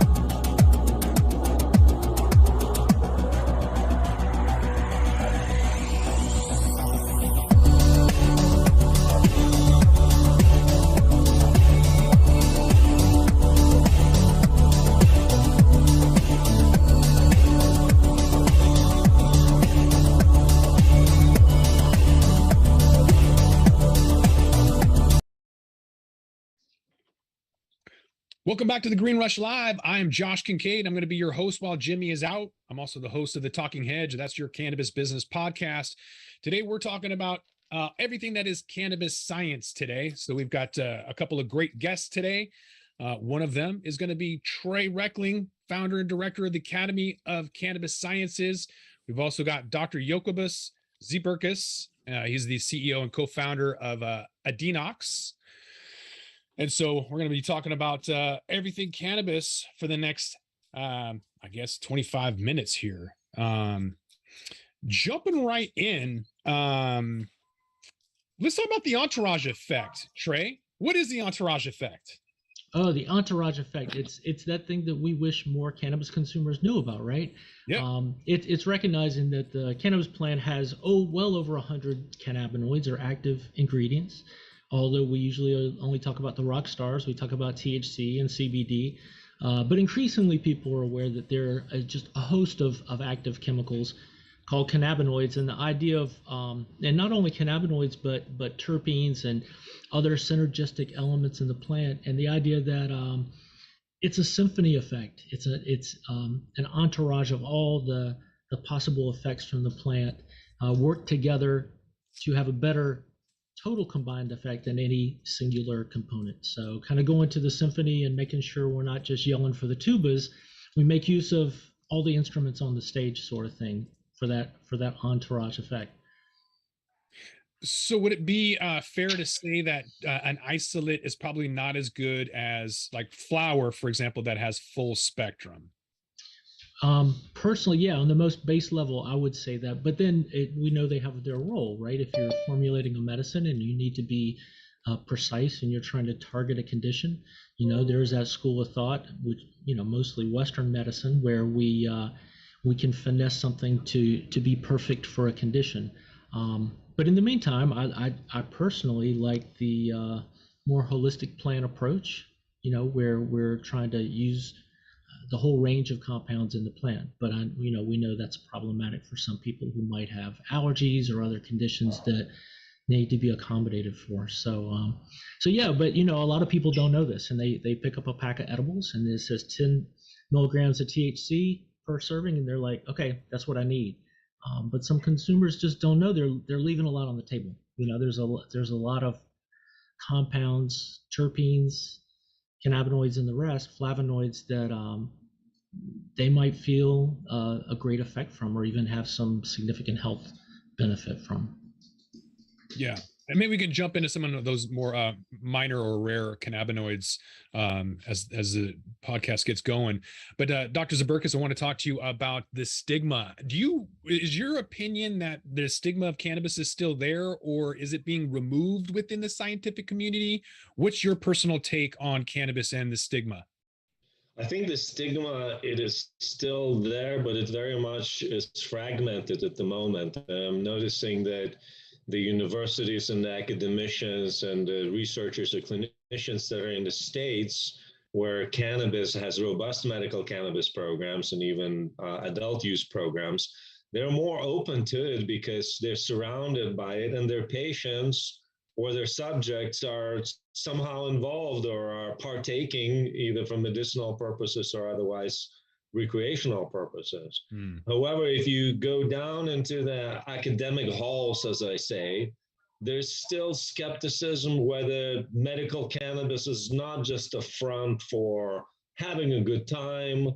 And there's also, I think, some issues with the leadership. I think that a lot of the academic leadership is an older generation folks. They are, I am, coming to a mature age myself, more or less, but I would say most of the university-run department chairs and research facilities, they're run by people that are in their 60s. And there is a disconnect there.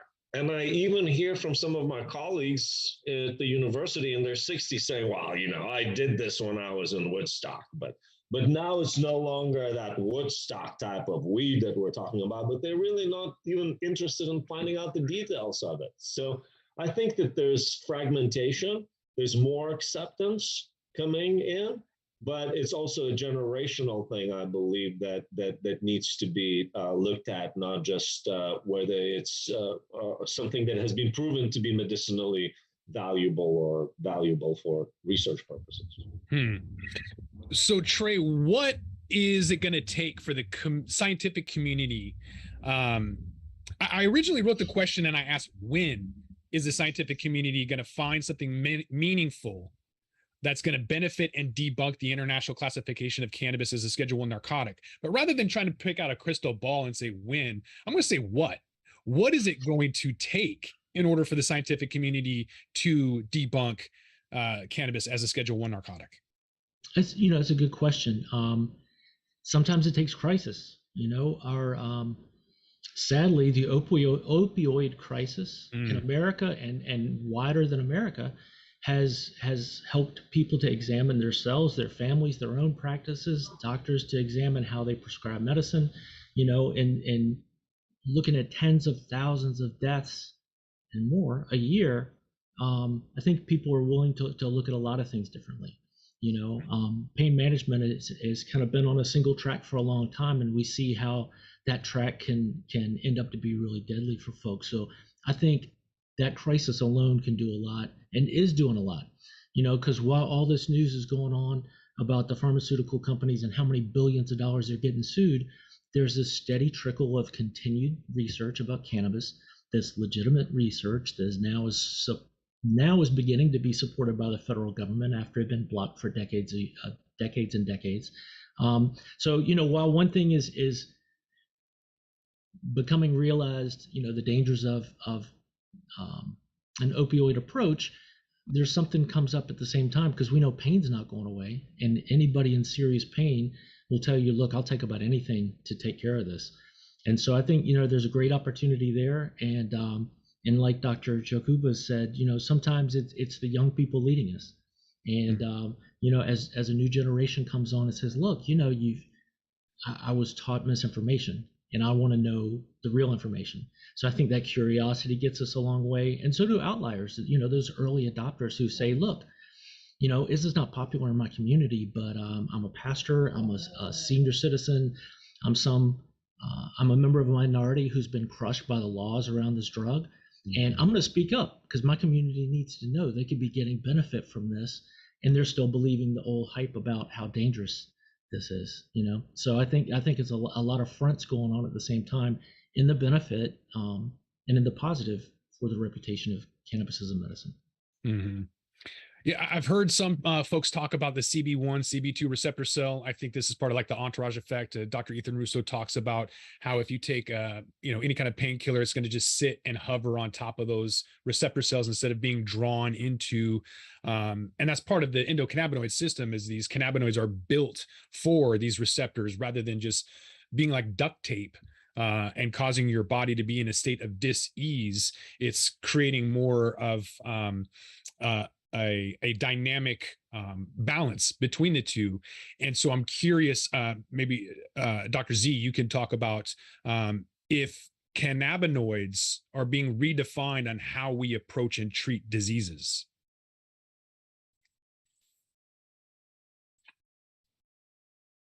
I think you're on mute.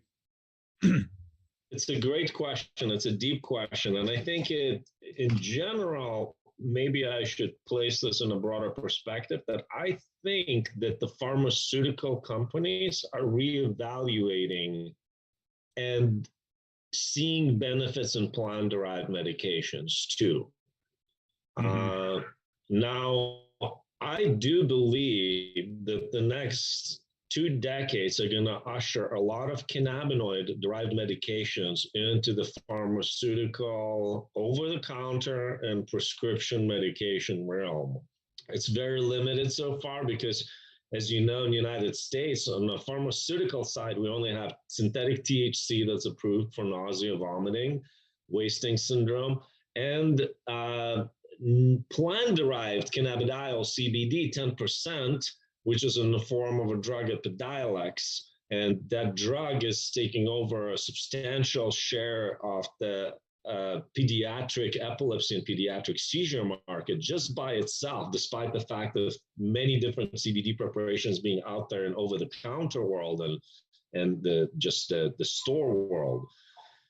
So how is cannabinoids? Cannabinoids are going to be very important. So far, we spend our time on THC, CBD. We're going to start looking, people already started looking into more minor cannabinoids. There's going to be a library of cannabinoid and cannabinoid combinations in different ratios, as you mentioned, to effectively bind to whether it's CB1, CB2 receptor, or other systems in our bodies that it can target. I also have to say that I have a strong feeling that on this wave of cannabinoid medications and even cannabinoid pharmaceuticals, we have a very fast-paced growing wave of psychedelic and other plant-derived active ingredients and medications. And I really believe that this is even going to be even more interesting from the therapeutic and medical perspective, potentially, than cannabinoids, because psychedelics are really about harm reduction, about kicking the habit, whatever the habit is. It's treating the problems, and it's really about the environments and the protocols by which people will be involved in the psychedelic medications, rather than large growths that will have to sell a lot of cannabis. So I always say that it's also very interesting, because with cannabis, you need a lot of cannabis to derive cannabinoids. With psychedelics, for example, like fungi or mushrooms, you probably feed the entire city therapeutically from just a single home that grew that. So I think there's also interesting thing there. Volume, maybe, diversity in ingredients, and this approach from cannabinoids that is now leading us into other medications, and pharmaceutical companies are listening very intently. Is the FDA currently the cannabis industry's biggest hurdle? I definitely don't want to make this a leading question, but in terms of ailments, in terms of getting the word out, in terms of educating people, is the FDA's if the FDA doesn't allow for us to make these statements on helping these ailments, is that the industry's biggest hurdle, Trey? Oh, it's certainly one of them. It's certainly one of the largest legal hurdles, right? But then you've got the AMA, who's been fairly tepid on when it comes to cannabinoid medicine. They've improved. The AVMA, people who've been to their veterinarians, who want to have conversations with their veterinarians about cannabis medicine for their pets. Veterinarians feel kind of hamstrung and I can't professionally talk about this without risking my license. And even healthcare professionals in our state in Washington can't use the substance without risking their own licenses. And so you've got people who could be champions for the plant who aren't allowed to talk about it, aren't allowed to use it. So there are a lot of institutional barriers as well, in addition to the stigma. And then inability to transfer across state lines is I'm sure, limiting research and affecting the way that people can compare, genetic samples and available medicines in their own states. So, you're having to replicate some studies in different conditions or slightly different conditions. So there's a lot of things that make this different, that we've created a system that works against this, right? Because up until not too long ago, it was still very illegal in most places. And it's always important to point out, we've still got 50,000 people sitting in jail right now. While some people are making millions of dollars, some people are spending their lives in prison. So it's a real hypocrisy, the whole system. And so, but I'm glad I'm glad we're seeing some major change. And Dr. Zaburkas, I apologize, I misspoke. I called you doctor by your first name, so I apologize for that. It's all good. How about GMOs? Would you consider cannabis a GMO, Trey? Because Blue Dream's just not the same anymore. Well, I think people say that, but I think it's more appropriately to say it's selectively bred, right? So where genetic modification actually is about affecting and changing the genome or the genetic sample. What we've done is a tremendous amount of selective breeding that started if a lot of people know, when paraquat started getting sprayed on medical marijuana crops in California, people had to bring their stuff inside, and if you're growing inside, you got less landscape or less acreage to work with. So that's how people want to complain about the strength of the plant, but that led to the strength of the plant and thousands of varietals that didn't, kind of these Frankenstein, sugar daddy sweet cake cultivar and all that, all that stuff that is a long way removed from the original intent. So the selective breeding kind of took us, we talk about in class or at the academy about going to the vet's office and you see the poster with the wolf at the top and the teacup poodle and all the little specialty breeds at the bottom. And that's where a lot of people are shopping right now, is in the specialty breed categories. And some people who aren't older have never had an opportunity to try some of the landrace strains, that are more 1-to-1 ratio and more like nature intended. So, we know there's a scramble for people to preserve those type of genetics. But yeah, sorry, I went off on a tangent there. But no, yeah, I think it's a really important conversation as we get real excited about the variety, that we don't lose our true OGs, our original heirloom quality. Mm-hmm. Yeah, hopefully somebody out there is holding some of those genetics for sure. I know they are with Acapulco Gold and White Widow and some of these old strains, but some of the good ones, you just don't see them anymore. Like I mentioned, Blue Dream of 2008 just isn't the same anymore. But hopefully people are going out and spreading the word. I know I just went to the vet for my cat who's got some kind of inflammation. I asked about CBG or anti-inflammatories. She had never heard of it. And so she said she's going to do some research and see if she would recommend that I use it. Since I put that in my coffee every day, maybe I'll start putting in my cat's coffee too. When we talk about consistency in cannabis and the bioavailability issues, do you guys see that being solved through the nano-emulsion technology? Dr. Zaberkas, I'll start with you. Is nano-emulsion technology going to help with overdosing on edibles, for example, bioavailability, consistency? Absolutely. I think that the two key things, especially when you talk about edibles, is the speed, the onset, when a person feels an effect from an edible, and if it is an intoxicating or euphoria-like effect from THC, or if it is another sort of effect, more medicinal effect from other cannabinoids, or even inhibition of appetite by other cannabinoids. So I think that the onset is very important, and how much of it gets into the blood. This is the bioavailability that you're talking about. I'd like to put a blame on the cannabis industry and the cannabis companies themselves for not doing this research. I wanted to allude back a little bit to the FDA as a regulatory agency that you can persuade. So it's actually the fault of the large MSOs for not pouring in about $500 million to $1 billion in the last 5 years in all of the medicinal aspects of cannabinoids, and putting it on the FDA's table and saying, have a look, do you have anything better? Do you have anything that shows a lot more harm or things like that? I think so. That's where I think we have to be a lot more proactive as a community, actually, in doing this research. And as you know, for multiple state operators, for MSOs, and medical research is a PR front. I realized that the hard way of really trying to do that as a part of MSO, or persuading MSOs to do that. Mm-hmm. So now, when you talk about these nano-emulsions, if it can solve the problem of having a fast onset and peak concentration in the blood in a fast period of time that is controllable and metabolizes quickly, or in a controlled fashion, let's say if you can drink water or consume something and it reduces, whether it's a euphoric effect or something like that, it will be solutions for sure. And again, the same cannabis companies should be already designing nano delivery and nano spray devices. Mm-hmm. Why isn't there a test to check for cannabis impairment? Trey, I know you've been a part of, in Washington State, you've been a part, I think, of the Department of Transportation and Washington State Patrol with their, intoxication, whatever, the DUI issues. Do you know why a system doesn't work yet for cannabis impairment? Any opinions about that? Well, we're looking at cannabis like it's alcohol once again, right? And we're assuming that the impairment from cannabis is going to be just as dangerous and debilitating as impairment from alcohol.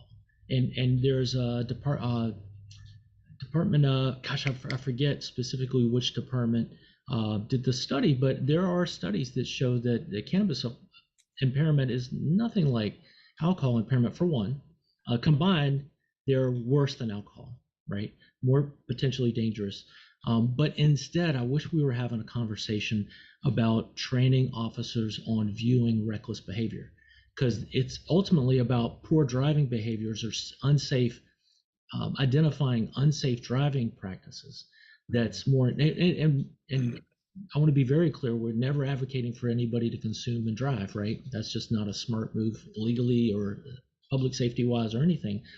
But I wish we were having a conversation not about catching people, but one about educating people not to, training officers to look for reckless behavior that might be dangerous, and then focusing on that regardless of the cause. Is it because you were smoking a joint? Is it because you were texting?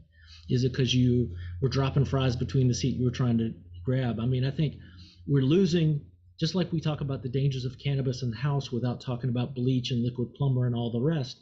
I think we lose the focus when we're just talking about catching somebody and saying, oh, you're above the threshold. Because as a patient, I'm probably almost always above the 5 nanogram threshold. Mm-hmm. Technically, right? I wouldn't drive if I believed I was impaired, but I think the conversation needs to be readjusted. So I dodged on you there, but. No, that's all right. My next question, Dr. Zaburka, is how do you match the right cultivar to the right person? You obviously want to know, first of all, about the person in the endocannabinoid system. Some of us have what we call high endocannabinoid tone and tolerability for cannabinoid molecules, whether they're endogenous or exogenous. Some of us have enzymes that produce a lot more of those endocannabinoid molecules in our bodies naturally. Therefore, we can also tolerate more naturally the exogenous cannabinoids that will bind to the same receptors that endocannabinoid molecules do.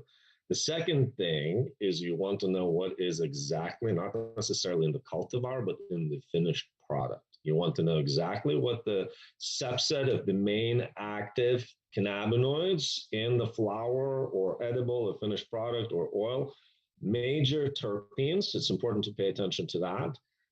And then trying to really match up the two, what is in the finished product to how that person's inside is reflected. We're not quite there yet. For that, I believe there are companies that are designing genetic tests that can tell you about your endocannabinoid state, and potentially companies from Seattle, actually, and Washington too, like EndoCanna. They're trying to look at this kind of a 23andMe approach for cannabinoid interactions with your major systems and then the cannabinoid system state.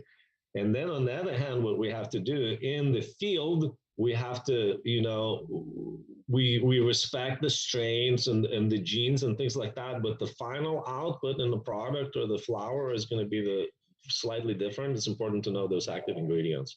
And so it's probably going to happen in the next decade. There's going to be some smart technology that's linked to genetic markers, other markers, the active ingredients in the plant, and some sort of experience, consumer experience tracking that will help people refine the exact cultivars products that they best fit.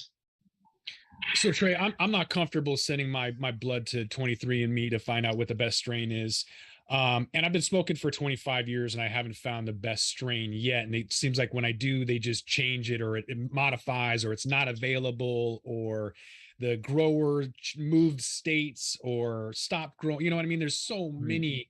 Like my favorite right now is this hemp blunt stick from Panacea, 3.5 grams for like $18 when it's on sale.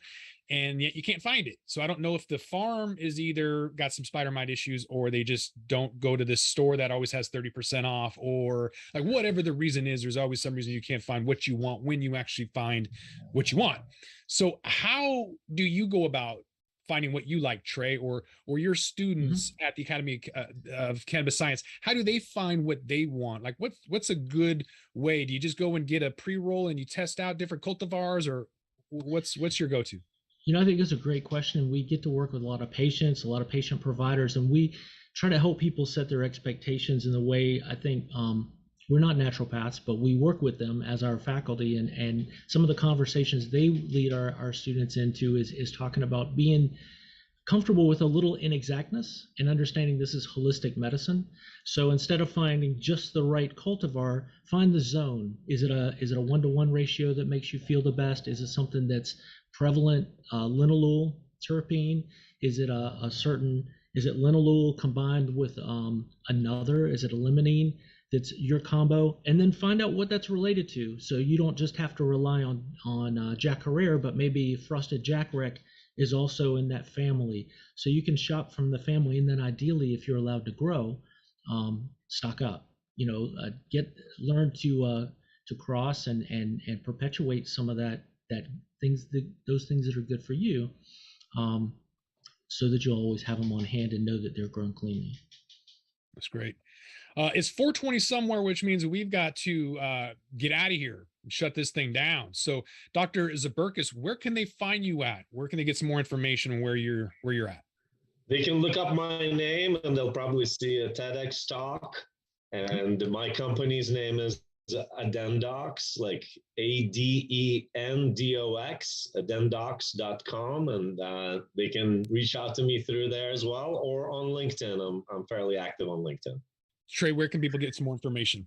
Absolutely, from academyofcannabisscience.com. And we encourage you also to go to our YouTube page, where we have dozens of hours of free education with some really smart friends of ours from the industry. So that's awesome. All right. But I think with that, we're going to have to roll this one up. So we will see you guys next Friday. And again, I want to thank my guest, Trey Reckling, founder and director, Academy of Cannabis Sciences, and Dr. Jokubis Zaburkis, CEO and co-founder of Adenox. Appreciate both of you guys being here. Thank you very much. And everybody watching, come back next week. In the meantime, have a great weekend, and we'll see you guys all later. Peace. Coming up on We Talk News this week, the U.S. Senate continues to battle for federal reform, but now a Safe Banking Plus bill might be the only change in the U.S. The Empire State of New York hands out its first legal cannabis licenses as officials ponder how big that market will be in a few years. Nebraska shuts down a ballot initiative, and more state reports from coast to coast on We Talk News with Elena Pinto. Next. Cannabis Media original content is supported by Revolutionary Clinics, Massachusetts #1 medical dispensary where the patient comes first, and by Accounting Buds, CPA services for the cannabis industry, and by stylighting.shop. Log on today to get your grow kit. We are Pro Cannabis Media.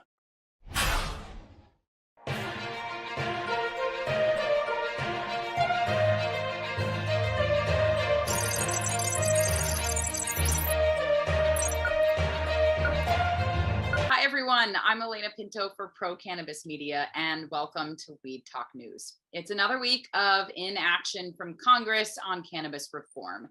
Senate Finance Committee Chairman Ron Wyden is admitting the votes may not be there to pass the Cannabis Administration and Opportunity Act, which is a bill he's sponsoring alongside Senators Chuck Schumer and Cory Booker. However, Wyden says he remains hopeful that Congress will enact some key reforms on cannabis this session.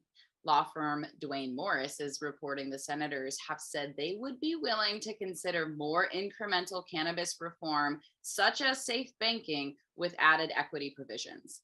And some say a safe banking plus bill may be introduced, which would ensure equitable access to financial services for minority-owned cannabis businesses and require financial institutions to prove compliance with anti-discrimination laws, among other things. So let's check in with Vote Pro Podcast's Phil Adams for what else is happening in the nation's capital this week. Hi, this is Phil Adams from Vote Pro Podcast, here with the Weed Talk News DC Report. A bipartisan group of 9 U.S. senators is urging the State Department to reclassify another U.S. citizen as wrongfully detained by the Russian government.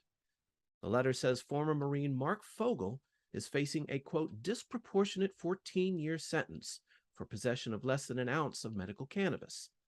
The most common sentence in Russia for such an offense, the letter states, is 5 years probation. The senators say Fogel meets the official criteria for consideration as wrongfully detained citizen. Such reclassification would entitle Fogel to enhanced diplomatic resources to secure his release. A senior White House official said last month that the administration has been looking at the case, but that no announcements have been made. The U.S. Forest Service issued a warning to its employees to remain drug-free. The Human Resources Division of the USFS posted a notice this week reminding employees that marijuana is still federally illegal and advising them to refrain from using it, regardless of state laws. The notice says that although cannabis is legal in some form in most states, there have been no changes to the list of Schedule I drugs under the Controlled Substances Act. The Forest Service will continue its policy of random drug testing of any employees suspected of using marijuana, as well as regular testing of those in test-designated positions. A positive drug test will result in administrative action that could include removal for the first finding of illegal drug use. The federal government will begin reimbursing customers of an Arizona-based cannabis company for making misleading medical claims about its CBD products. The Federal Trade Commission announced this week it will issue refunds to 576 customers of Cushley Industries, LLC. The FTC says the CBD products these customers purchased from Cushley were, quote, deceptively marketed. The action appears to stem from a complaint that the FTC filed against Cushley in 2021, alleging the company made claims that their products could treat everything from cancer to acne. It coincides with stepped-up efforts by both the FTC and the Food and Drug Administration to identify cannabis companies making unsanctioned claims about the medical benefits of their products. The FTC said the customers will receive payment either by check or via PayPal. Refunds will be about $36 each. That's the Weed Talk News DC report for this week. I'm Phil Adams from Vote Pro Podcast. Since banking with cannabis businesses is still federally illegal, most states with medical or adult use have tried to figure out their own system for financial institutions. But now the plans for one state's budding banking plans seem to be going up in smoke. Jessie Lynn Dolan has that story and more in this week's Vermont Report. I'm Jessie Lynn Dolan from Nurse Grown Organics and Vermont Cannabis Nurses, and this is the Weed Talk News Vermont Report. VSECU, the Vermont Credit Union that was poised to work with most, if not all, Vermont cannabis companies, has just sent out notification that they are temporarily pausing all aspects of cannabis banking due to the large and sudden spike in accounts. Having reached what they call their company's regulatory limits, they state they will need to adjust their internal cannabis policy, procedures, and staff before they can resume any cannabis banking. With adult use right around the corner, with retailers slated to open on October 1st, many Vermont cannabis businesses are concerned of a market start delay, as well as increased banking fees, as VSECU holds the monopoly share for Vermont banking needs. Cannabis Control Board Chair James Pepper recently stated that the board would look the other way for those cultivators who have a license application pending for cultivation and planted their crops before approval. The Cannabis Control Board did not hold a public meeting the last 2 weeks and thus have not approved more licensing. Vermonters will continue to remain in limbo as licensing and banking concerns are intoxicatingly high. Burlington City Council recently approved a new requirement as well, mandating that cannabis retailers who want to open up shop in Burlington need a city permit before they can sell products to the public. Rural Vermont is hosting a 3-day Korean natural farming and regenerative gardening workshop at La Fincha Farm in Washington, Vermont. For more information, visit ruralvermont.org/events. That's the Vermont Report for Weed Talk News. I'm Vermont's cannabis nurse and ganjier, Jessie Lynn Dolan. Things are flourishing in the Garden State, or so it seems. The final deadline for cannabis licenses in New Jersey is looming, and 300 business owners already hold conditional licenses to get up and running. The problem is many of them still don't have the space to do business. New Jersey correspondent Jill Goldsberry explains what's going on in the Garden State this week. Hey everyone, it's Jill in New Jersey for Weed Talk News, and this is what's happening in the Garden State this week. Well, we're all pretty familiar with the term conditional licenses in this industry. Well, many of those first-time entrepreneurs that have gone through the grueling process of obtaining a conditional license, obtaining a conditional cannabis license, are finding themselves in quite the conundrum. They have the license, but they're being priced out or beaten out of opportunities to secure retail, to secure solid retail establishments in a town that will accept cannabis adult retailers in the proper amount of time. They're being undercut by larger multi-state operators. And this is for an aspiring operator with conditional licenses to obtain an annual license. There are several steps. First, they must secure a permanent location for their operation to gain municipal approval, and then submit acceptable operating, environmental impact, workforce development, and security plans to the Cannabis Regulatory Commission in order to get the annual license. So that being said, this will allow for them to officially open up shop. Now, conditional license recipients are forced to deal with the limited amount of real estate in the market and the limited amount of investments in the market. It's difficult to navigate even for the pros, so imagine what it's like for a small business, for the average applicant to navigate all of this. Making it worse, investors are favoring established multi-state operators to invest in over the smaller startup. As it stands in New Jersey, there are only 78 municipalities that will allow for adult cannabis retailers. So it makes it even more difficult. Lots of competition for retail space. Ed DeVoe, president of the New Jersey Cannabis Business Association, said that we are still less than 30% of municipalities that have actually opted in. So that makes real estate a very big challenge for many license holders. And he also stated that his organization is currently working with a number of municipalities in the state to convince them to opt in to adult use cannabis. Independent operators like Linda Solano of Cannabis, who recently secured space in Elmwood Park after months of petitioning the town. She was finally able to convince them to allow micro businesses a Category 5 license to operate in the township. She was advised many times to go into cultivation because of the competition, but she stayed the course, and it has been an uphill battle ever since for space, even having to negotiate 2.5% profit share with her landlord.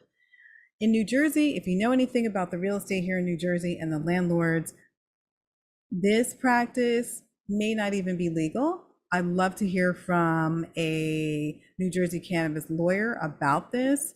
Please hit me up, jill@goldenmediarelations.com, and give me your take on this so we can report on that, because we don't know if that's actually a legal practice for a landlord to ask for profit from a cannabis business owner. Let us know. We'd love to know. And on that note, the best thing that the state has come up with so far to help recipients is a brand new bill that was signed by Governor Murphy on June 30th, which allows the state to actually provide. It's a bill that allows the state to actually provide grants and low interest loans from the State Economic Development Authority to small business cannabis applicants who were previously banned from applying because of the federal prohibition on weed. This bill will help provide access to capital for small businesses and diverse business owners alike. And this comes approved and sponsored by Nicholas Guattari, who actually crafted the recreational and medical bills in the state. So there is a little bit of relief. We'll stay on top of this story and keep you informed as this develops. I'm Jill Goldsberry for We Talk News New Jersey. Have a great day. U.S. senators are calling for another American to be released from behind Russian bars all over cannabis. American citizen Mark Fogel is facing a potential 14-year sentence for possessing less than 1 ounce of cannabis, which he's registered to use as a medical patient in Pennsylvania. But so far, no diplomatic action has been taken on his behalf. A coalition of bipartisan senators have sent a letter to Secretary of State Antony Blinken saying Fogel meets several criteria to be considered a wrongfully detained person, which would entitle him to enhanced diplomatic resources to secure his release. We will keep you updated on Fogel's fate, as well as that of Brittany Griner and Paul Whelan. Costa Rican President Rodrigo Chavez says he intends to bring recreational cannabis legislation to the country's legislative assembly, as well as publish rules for medical marijuana and hemp businesses. The president said his administration is preparing regulations for medical marijuana and the cultivation of hemp for industrial purposes, which the country legalized before he took office. With more international news now, here's Debbie Facey with the Canada Report. Hi, this is Debbie from We Talk News, your Canadian correspondent, with your Canadian Weekly Joint of the Week. This week, what we have in Canada going on is the monopoly being reframed by the government after the cyber attack that we had in early August. Since that cyber attack, we've had more of a sporadic way of delivering the product to stores in order to make sure that some stores are not getting too much product versus the others, and to ensure that they aren't going to be having any more hiccups in the near or closer to near future. What we also have in the industry is a recall of over close to 40,000 units from the company XMG Cola, which created a drink which unfortunately was labeled incorrectly. And what I mean by incorrectly, I mean as their THC and their CBD percentages were not in any way reflecting what the actual product had, which was a 4-to-1 versus a close to 1-to-1, 0-to-0 amount of cannabis and THC that was actually supposed to be listed on the label compared to what was inside the beverage. The microgrows that are popping up in Canada have been part of the application process for the year of 2022, where smaller growers are able to now not only grow their own product, but are also able to sell and distribute to dispensaries and the OCS. With Quebec being our capital, but having some of our most extreme laws surrounding cannabis use and cannabis distribution, microgrow has been something that has been in the works, and a lot of the applicants have been given the go-ahead on their plans to be able to create these, but at the same time, due to all the extreme laws that Quebecians do have to deal with, it is making the process a little bit more difficult in order to actually fulfill. I am Debbie Facey, your Canadian correspondent, with your weekly Joint of the Week. Cannabis goes green in a whole new way. As Canada is swamped with a surplus of weed, Alberta-based Aurora Cannabis is diversifying into the vegetable propagation and ornamental flowers business. The company has acquired a controlling interest in Vivo AgTech, one of the largest suppliers of flowers and vegetable seedlings in North America. Aurora now controls 50.1% of the company to the tune of $45 million in Canadian cash. Meanwhile, it's still earnings season for cannabis companies. And Deborah Borchardt has the details and this week's Green Market Report. I'm Deborah Borchardt with the business update for Weed Talk News from the Green Market Report. I'm actually in an outdoor grow in Massachusetts this week. Getting into the news, SNDL, formerly known as Sundial, is buying the Valens Company in a deal valued at 138 million Canadian dollars. This acquisition is going to make them one of the largest adult use manufacturers and retailers. They're going to have 185 cannabis stores under the Spirit Leaf and Value Buds banners. TerrAscend completed its acquisition of the Michigan dispensary chain Pinnacle Emporium from Kisa Holdings. This acquisition includes 6 dispensary licenses, 5 of which are currently operational. And finally, in a fairly depressing letter to shareholders, the Oregon-based Chalice Brands dropped a truth bomb about the industry's woes. The letter starts out nice enough. It talks about macroeconomic trends of inflation and higher interest rates and how that's affecting consumers. But then they go a little further, and then they say that Oregon's cannabis operators have been beset with repetitive theft, increased overhead, and excessive competition. So at least they are transparent and telling everybody what's going on out in Oregon. And those are your big headlines for this week. I'm Deborah Borchardt for the Weed Talk News. Some big brands are landing in Michigan. Stizzy, one of the industry's most popular brands, has opened its latest retail store and its first in Michigan in the city of Ferndale. And get ready to rumble, pro wrestler and New World Order co-founder Kevin Nash is launching his own cannabis strain in partnership with the cultivators behind Hyman Cannabis. And High Times reports he'll be debuting it during dispensary tours on September 2nd and 3rd. So with that, let's check in with Michigan NORML Executive Director Rick Thompson. Hello again, everyone. This is the Michigan Report with Rick Thompson on Weed Talk News. Let's begin. Well, what's up with the Canadians again? This week, a semi-tractor trailer was discovered containing 11 kilos of ecstasy and 350 pounds of cannabis after it had crossed into the United States from Canada at the Port Huron border crossing. The truck made the crossing successfully, but then parked in the lot of an abandoned building and began unloading its cargo into a van. Port authorities busted the group, then snagged a second vehicle, which was pulling up to the unload site. The agents raided a house in Detroit, which was connected to the automobiles, and a total of 4 people have been arrested and charged. Look, Canada, come on, give it a rest already. We here in Michigan take Ontario's trash, we take your nuclear waste, we take your musicians and actors and make them into stars. Ryan Reynolds, I'm looking at you right now. But stop trying to make Michigan the dead pool of your cannabis overstock problem. And please, keep the X on your side of the border. Our cities are full enough. More gauge? More cookies? Yeah, Michigan, get ready for both, because their parent company, TerraSend, has completed a takeover of 5 stores in Michigan, which will be rebranded to those nationally familiar names. If you live in the cities of Addison, Buchanan, Camden, Edmore, or Morenci, you will be seeing one of your favorite stores turned into one of these 2 retailers. It cost about $28.5 million to buy the stores, but you know Gage has the cash to do it. Once the rebrand is complete, the TerraSend footprint in Michigan will have grown to 17 stores. The Michigan invasion of the national brands is in full swing, and there's nothing the CRA or the USA can do to stop it.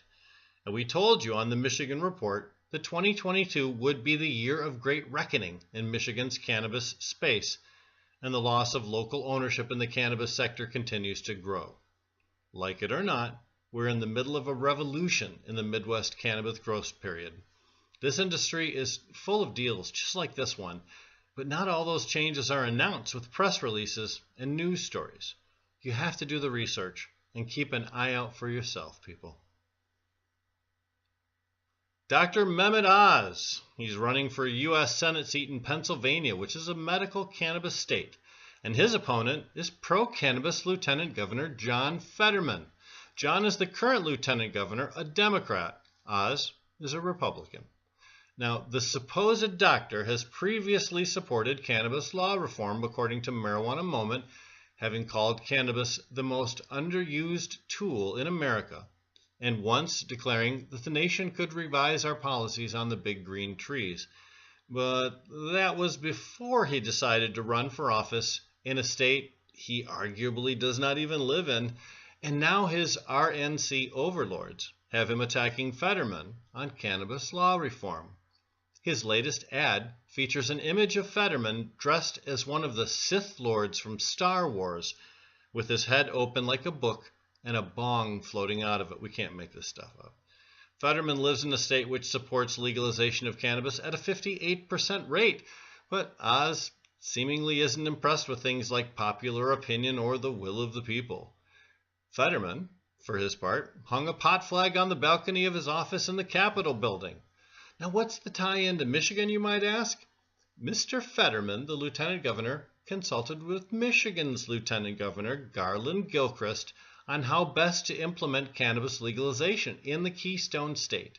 Now, when these two tall guys get to talking, it might be difficult for us on the ground level to hear them, but I can promise you, Mr. Gilchrist gave John the super-duper lowdown on how to get a Michigan-style program up and running. Now, compared to New Jersey, Ohio, and Illinois, Fetterman is right to look for a Michigan model to implement in the more populous state of Pennsylvania. Best of luck to John Fetterman in the upcoming November election. More Michigan communities are trying to come on board with cannabis businesses.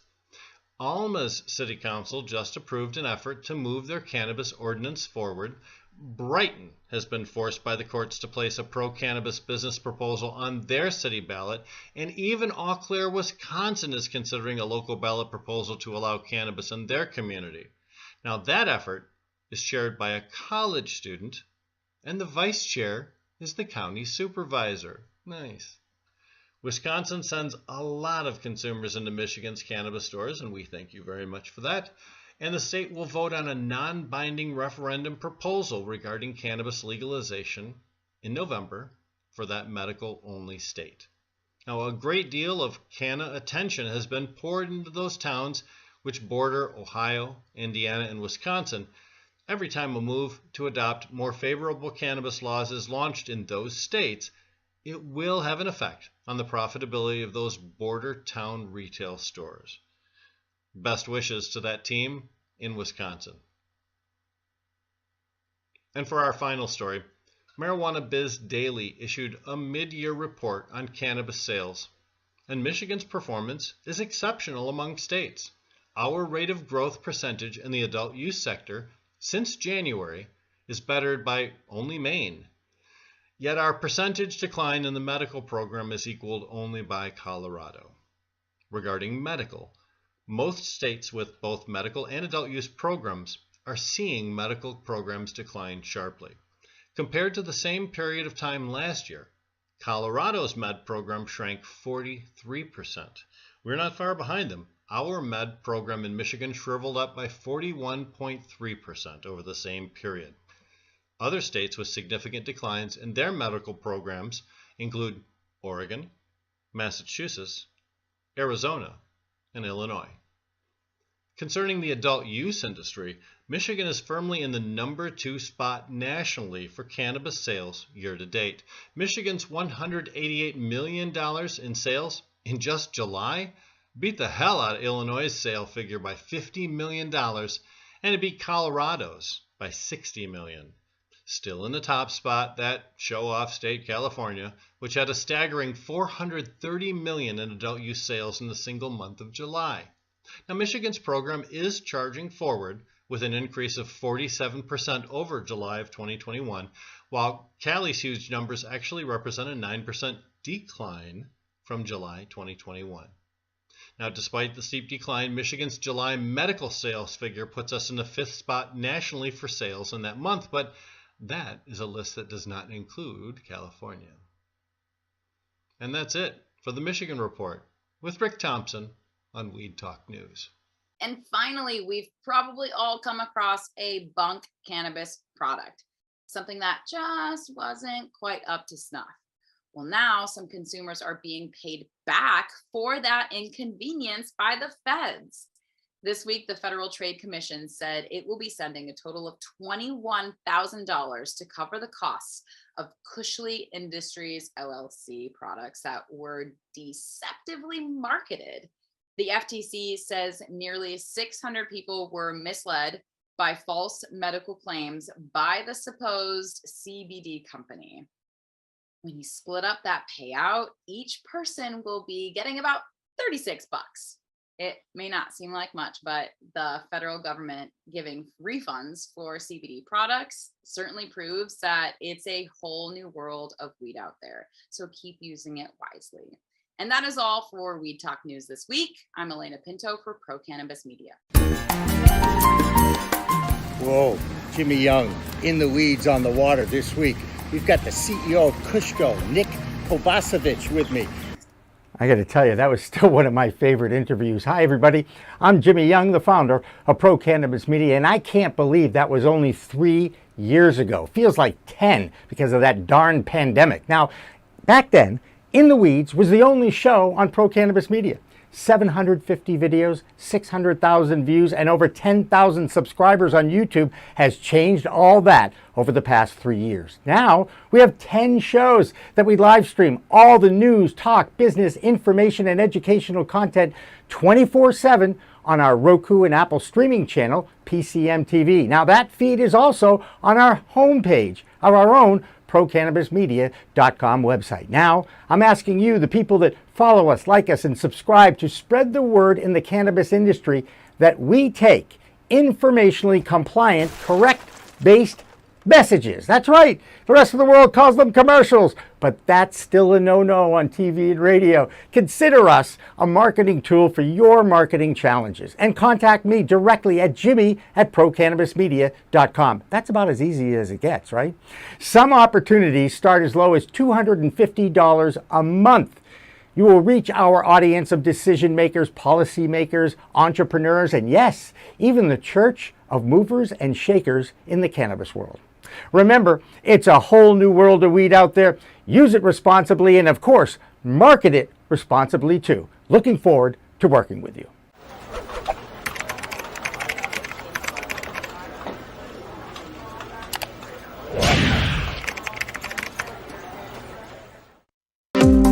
Cannabis Science Conference is the world's fastest and largest growing cannabis science event. Bringing like-minded individuals who want to use data and want to use good practices would help to motivate the public to make demands. To being here in person, where we have access to all of the wonderful vendors that are here at the trade show, all of the amazing speakers. Everything from scientific and analytical equipment to cultivation methodologies. Now, the Canna Boot Camp is an interactive, hands-on learning event. We have different zones. Helps us know each other's needs and really understand what solutions to make the cannabis industry better. A conference like this, a boot camp like this, for us to get together in real time. They get to see a bigger picture of the cannabis industry as a whole. I'll be back next year and the year after that and every year after that. This has been a really good learning.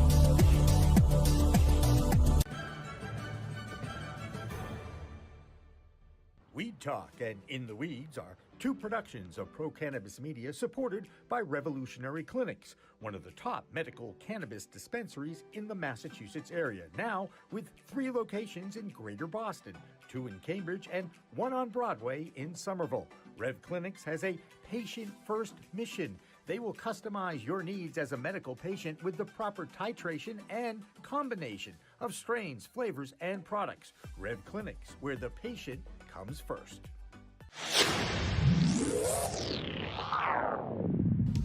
Hey, you want to grow your own plants? Check out Style Lighting's Grow Kit. It has everything you need to become an expert home grower and bring the power of the sun indoors. Style Lighting uses TCP's high-powered commercial LEDs that deliver twice the output in the market. The Grow Kit has a grow bag, a timer, chains to hang the light, and of course the best in the business lighting system by TCP. Check out stylelighting.shop for more information.